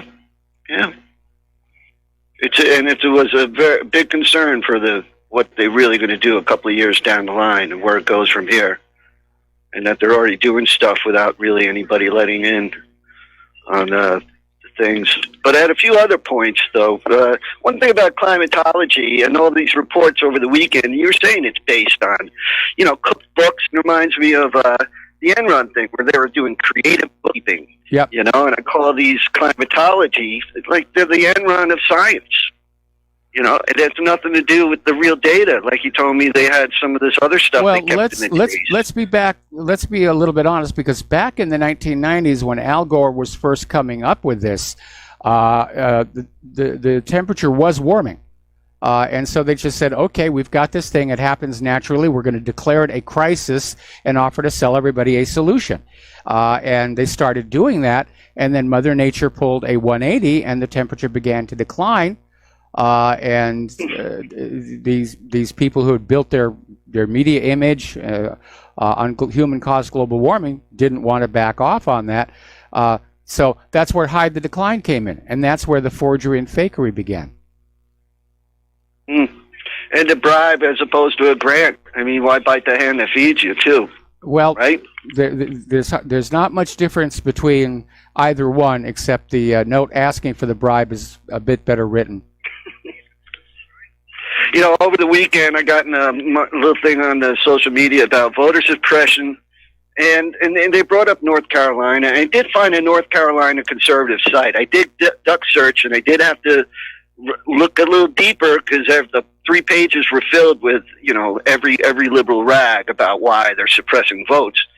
And my angle was, aren't 2/3 of voting, even though I just read that 71% are registered, but a lot less actually vote. So to me, it's like self-suppression, What about that compared to a few people getting? But the conservative site said that these laws help actually make the voting safer, better, and less voter fraud. But, they're saying it's the yin and the yang almost, there is a big problem with election fraud, and it's been made worse again by all the illegal immigrants and the migrants coming on in, because the Democrats are just totally ignoring the fact that it is illegal for non-citizens to vote. And they're getting these people registered, and they're giving them inducements to vote. Apparently, in at least one location during the midterms, people from Skid Row were registered to vote, and then they were either paid $1 or given a cigarette to go in and vote for the Democrats. That's it. I keep reading about it, but my liberal friends they don't see it. They see suppression. They don't see fraud, which I hope. I agree with you. I hope Donald Trump will do something about that, because this whole idea. When I was looking up demographics about Africans Americans and stuff, like in Georgia, I saw that even though across the country, the demographics for African Americans are 12%, along with a lot of others minorities. But in Georgia, they were like 40%. But I approached the North Carolina. I'm saying with 40% amount of people, that's more self-induced suppression than actually. I think that if 40% of the population were minorities and they all voted, I think they could swing things their way, no matter how much suppression there may be or perceived Well, what's going on. I just want to mention Charleston guys back in town or back in the news. I noticed they said video show. Nobody was released. They said white supremacists. I did not hear the word allegedly the way I hear so specifically spoken before they come out with a news headline. So we'll have to see what happens with that. But apparently his case is coming up. Generally during the midterms, turnout is low, although it was high this year. People tend to get motivated to go to the polls if they want change. If they're happy with the way things are, they tend to basically sit at home and presume that the incumbents are going to remain incumbents. So, it's a big issue. And, of course, during the midterms, there was a huge campaign to try and get people to get out there and vote. But we need a better voting system, and I'm going to keep on fighting for that. We need something where only citizens are allowed to vote. They're only allowed to vote once, and their vote is counted and tabulated right then and there. And again, on the front page of whatreallyhappened.com, right underneath my picture, I've written an article on what I think is a good start to an honest, verifiable, transparent election system. I've been putting some links there. And along those lines with California, one of the things I was just, and this will be real quick, when I noticed that it's disproportional voting, if that makes sense, across the whole country, there was pretty much even voting as far as Trump winning by a few points across everywhere. But in California, it was disproportionate to the rest of the whole nation, which I found very interesting because of all the, I believe, it's because of the immigration problem that's happened there and the chain migration, as well as the birthright citizen. Point something it's all about borders and birthright citizenship. And I feel that the only amnesty should go to the people that have taken advantage of birthright citizenship. And this DACA and everybody else, maybe they should understand we've already let these people in, because clearly for 4 or 5 decades, we've been having this anchor baby stuff, and look what's happened in California, where it was a Reagan red state a decade or two ago. All right, well, listen, Mark, we've got to take a break for commercials, and I'm going to let you go. We got another caller waiting on the line, and we will be right back. And aloha, America. Welcome back to our show here. We're going to go back to the phones to Dan in Illinois. Aloha, Dan. Welcome to the show. What is on your mind? I just want to say I live in between Rockford and Chicago, and I was driving through 5 inches of global warming last night coming home from work at 7 o'clock. Shoveled my stairs, and I had another 6 inches of global warming on my stairs this morning so I could go to my dentist appointment. And I think anybody that thinks that man can has any power greater than the forces of the earth and the sun combined really needs to rethink their ways of thought about what's going on as far as weather planet. It's been a scam. The whole thing was a scam. And like I said, back in the 1990s, when the Earth really was warming up, they said, we'll declare this a crisis and we'll sell them a solution, because that's how politicians think. And then Mother Nature pulled a fast one on them, and the Earth started cooling. And they got caught lying about it. And now we're going to this grand solar minimum. Scientists apparently think there's an even longer solar cycle than they were aware of that stretches 400 years, older than our country. And we may be in for a very rough time for the next few years. Oh, yeah, because, it was back in the early mid-2000s, I used to have a police scanner in my car. And there was a lot of solar activity. And I was getting, in Illinois, in my car, I was getting Southern California, I-10, 99 in California, that runs through the middle of the state, up and down. And I was getting North Carolina on Interstate 81. You don't get that on a police scanner in your car. Well, that's, that kind of bounce means very little solar activity, because was this daytime or nighttime? This was during the day, so because in fact, we had a lot of snow back then too. something was going on, because you don't get that kind of reception on a car scanner. No, Or you in any generally scanner period. don't. Yeah. So Oh, yeah, you were hearing the police calls like from 3 states away. well, there's North Carolina and California. That was across the country, because I'm in northern Illinois. And it went on for about a month. Okay. So, and as far as this caravan goes, I called up John one night. It was after I heard this. I know he's not everybody's favorite, but Glenn Beck, he received an email from a woman in Honduras, and she said that they were organizing down there an ex-president that got kicked out of office back in 2008 Yeah. because he was trying to make Honduras into Venezuela. So the Supreme Court down there kicked him and his people out of office. And this is like The grand plan to basically blur everybody together, so we lose our sense of cultural regional identity, and they think it's going to make it easier for them to control us. And again, the reason it's not working, the reason it's falling apart, is that it is nowhere near as easy to change human nature as liberals like to believe it is. oh yeah, they think we're all a bunch of saps. Yeah. And we'll just fall for it and throw up our hands. And personally, I believe what this woman was saying, because she's down there on the ground. You're not going to hear that kind of stuff from any of the news people up here.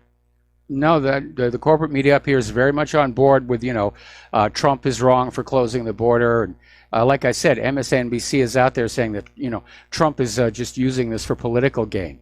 The corporate media is already compromised by the globalists. They're fully on board with that program. Oh, yeah. Anyway, Dan, need to let you go. Yeah. Need to take another break for commercials. Phone lines are open, 800-313-9443, and we'll be right back. And aloha, America. Welcome back to the show. And here's an interesting little story. Apparently, Fox News is reporting that down in Pickering, North Yorks, the Lady Lumley School has basically called off celebrations of Christmas, saying it's gotten too commercial, which, yeah, it certainly has. I mean, I'm already in full Ebenezer Scrooge mode. I don't even know if I'm going to bother putting up the lights this year or not. But so, yeah, I think Christmas is way too commercial, but then so is Thanksgiving, and so is Halloween, and so is every holiday. We seem to have forgotten the idea of having a holiday just to have a holiday. So, anyway. Ron Paul is out with a new article saying that Americans should be allowed to opt out of abortion and war, which is a good thing. I'd like to opt out of the wars. I really would. Just checking on Claire. Now, a little while ago, we were talking about how it's definitely getting colder here on Earth. But that's not going to stop the global warming industry. There's a story here in the Daily Mail in Great Britain where scientists want to stop global warming by dimming the sun, by launching ultraviolet blocking aerosols into the atmosphere. They're talking about doing this by 2033, and they'll be up in the altitudes 12 miles. Didn't they try something like that in the prequel to The Matrix? Stop messing with Mother Nature. As that other caller said, it's all determined, overwhelmingly determined, by solar radiation and the shape of the Earth's orbit and its orientation on its axis. That's what controls and drives climate. And somebody's probably going to get some funding to do this stuff. But a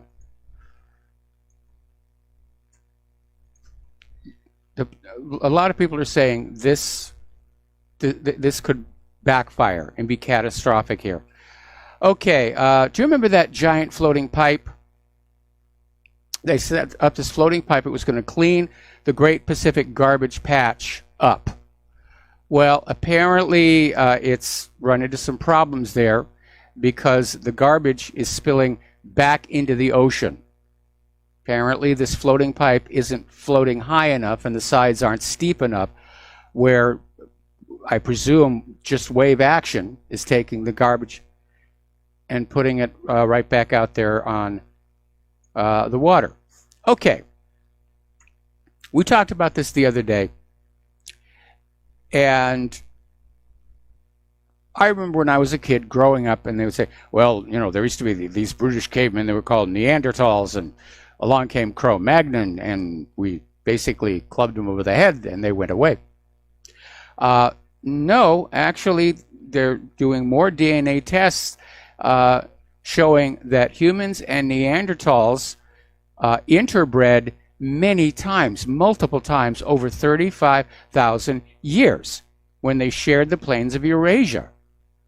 And apparently researchers said the crossbreeding began shortly after humans came into contact with Neanderthals after they began to pour out of Africa around 75,000 years ago. So here is what is really significant about this. There was another intelligent bipedal hominid wandering around Eurasia.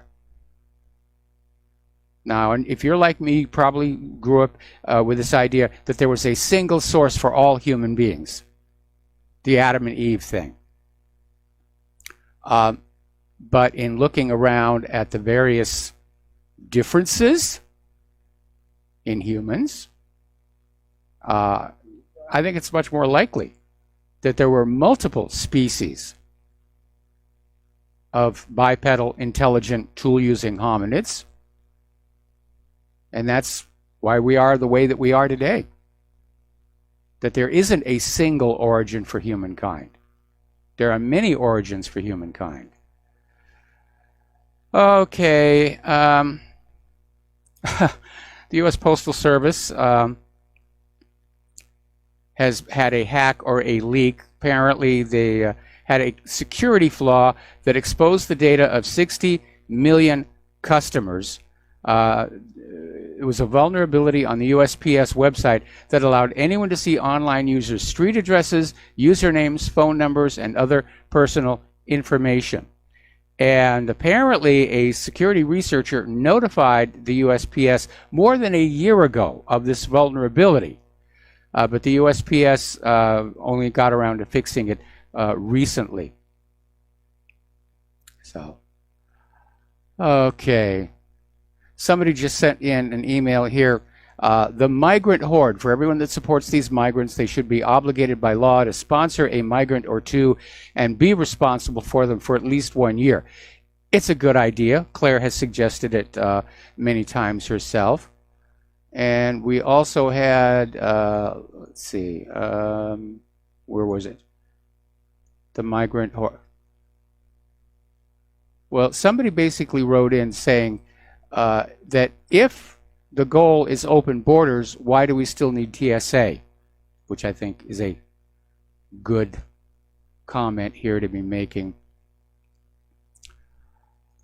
And let's see. I'm sort of hunting around for stories. And let me just switch to another page. I got lots of stuff from the past weekend here. We talked about Insight, the same. We talked about Ocasio-Cortez saying that the migrant horde is like Jews fleeing the Holocaust here. Okay. Apparently, Avenatti is off the hook. There are no federal charges for him. He may face a misdemeanor count. Apparently, Canada is beginning a mortgage bailout through this complex, supposedly too big to fail derivatives. I hate that word here. All right, we talked about Ukraine. Nothing news coming on out with that one. We did update you that the parliament in Ukraine has authorized martial law for 30 days.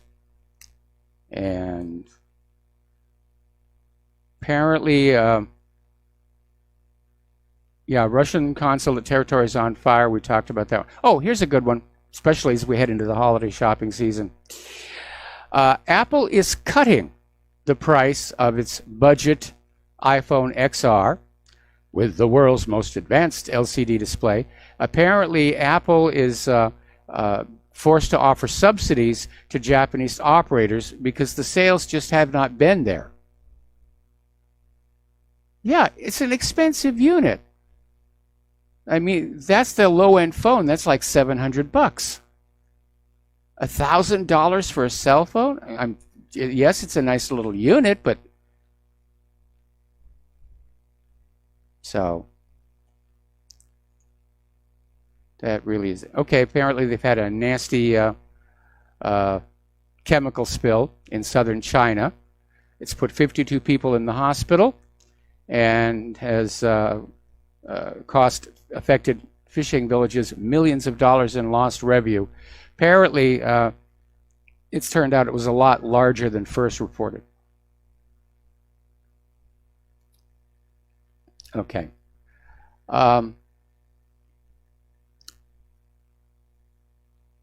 Here's a good one. This is out of Oraz.com.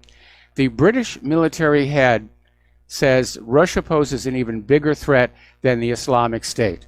Well, the Islamic State are off the hook. Why is Russia posing a threat? I wonder. Russia's not doing anything except preparing to defend itself. This is coming from General Mark Carlton Smith in an interview in the Daily Telegraph.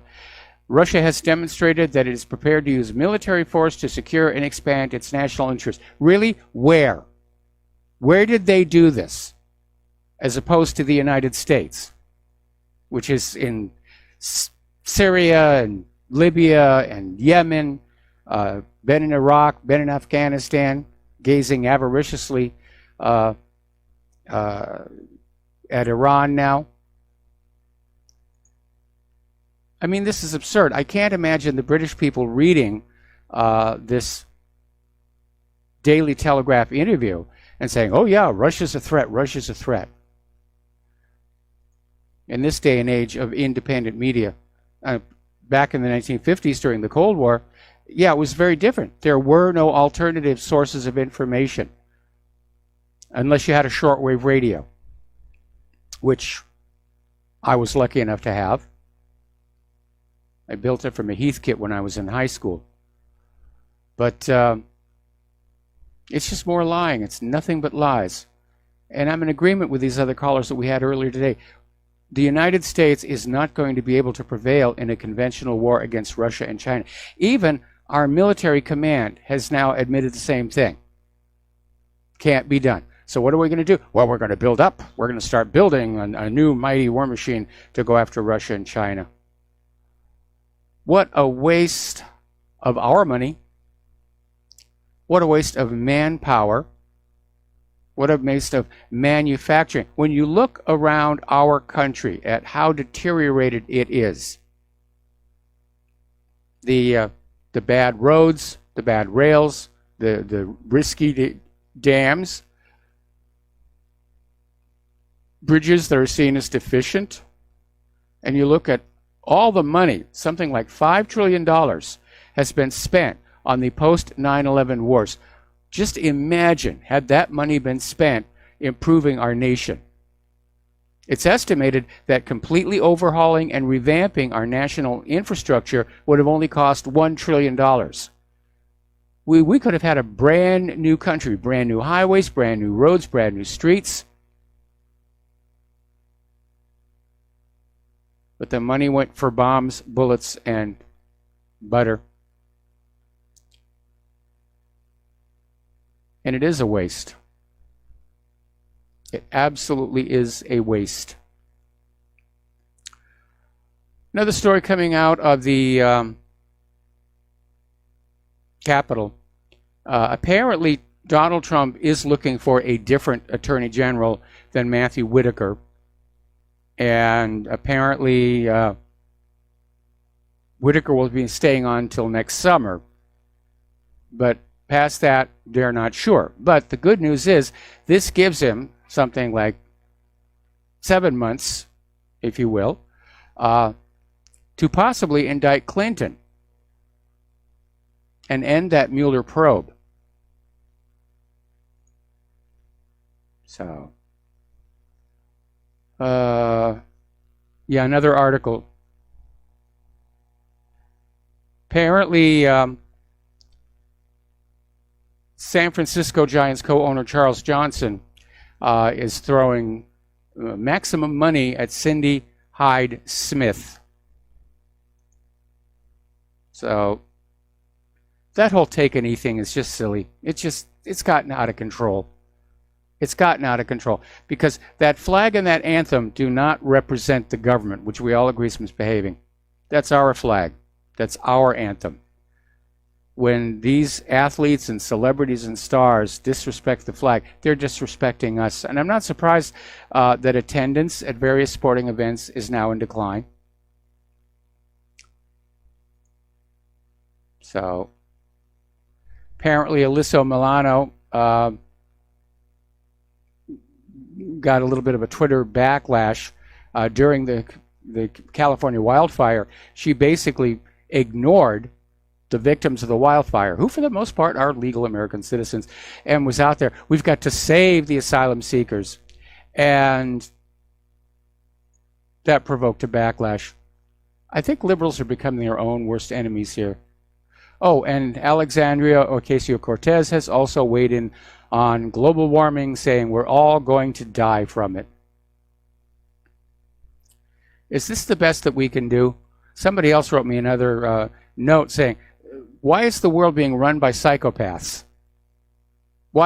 How is it the crazies get in charge? Well, sociopaths are excellent liars. That's part of the problem. They don't have a tell that says to the listener, I am lying.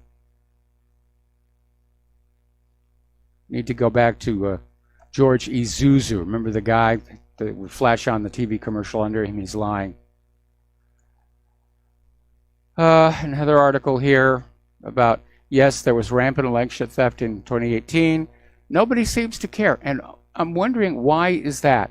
Why does nobody care about the fact that after going to the polling places and casting our votes, don't you want to know that your vote actually means something, that it matters? Or have Americans just given up hope? And I can understand that feeling because I have. I don't think there's any way to save this country. I think it's heading for a horrendous crash.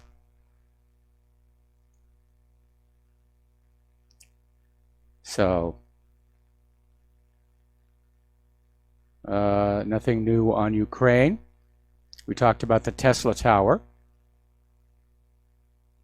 And, North Korea's leader Kim Jong-un sent a gift to South Korean President Moon Jae-in. It's a pair of puppies. It's a good symbol, I think. It's a very good symbol. Apparently, Russia is starting free trade talks with South Korea as well. The U.S. is not going to like that. And more about Ukraine, more about Ukraine. Alrighty. Apparently, GlaxoSmithKline has now teamed up with 23andMe. So, just so you know where your DNA is going to wind up. All right, we're going to take another commercial break here. We'll be back with the last segment of our program after these few words. And aloha, America. Welcome back to our show. Last segment of our program today. And apparently, the Chinese Air Force has just unveiled a new trio of fighter jets developed by China to basically rival America's warplanes, and there's a video out there showing them drilling around. China has decided they no longer want to be dependent on foreign GPS. And obviously that's a concern going into a new world war.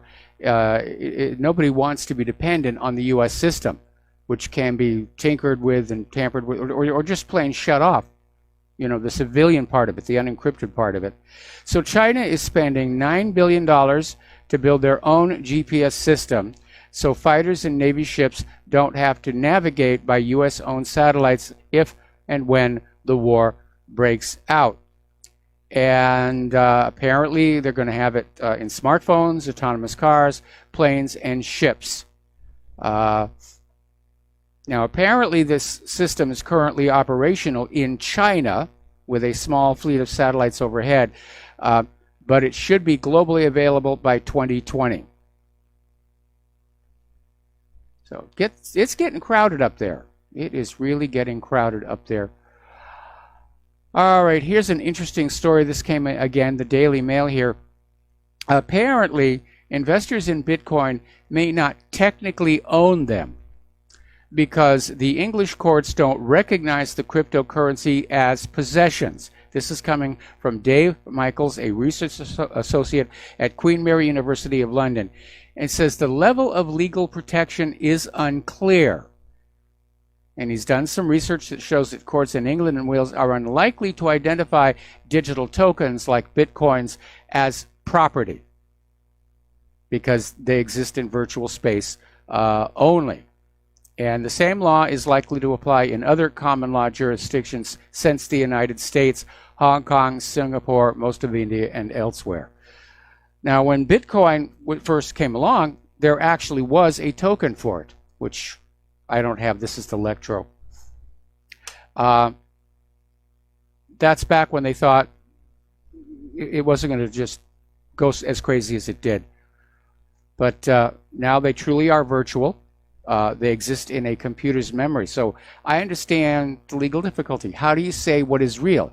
And how do you say what is property? I think the easiest way to go, of course, is intellectual property, because corporations and individuals can own created content that resides in computer memories and on hard drives. And I think that might be a foundation for firming up the legal status of cryptocurrencies. So, well, solved that one here. And there's the music. Time for me to get on out of here. I got to take care of the lovely Claire today. And stay tuned for John Stadmiller. He's got lots of interesting things to share with you. Please take what you learn here, share it with everybody that you know. And we'll be back tomorrow. Aloha, America.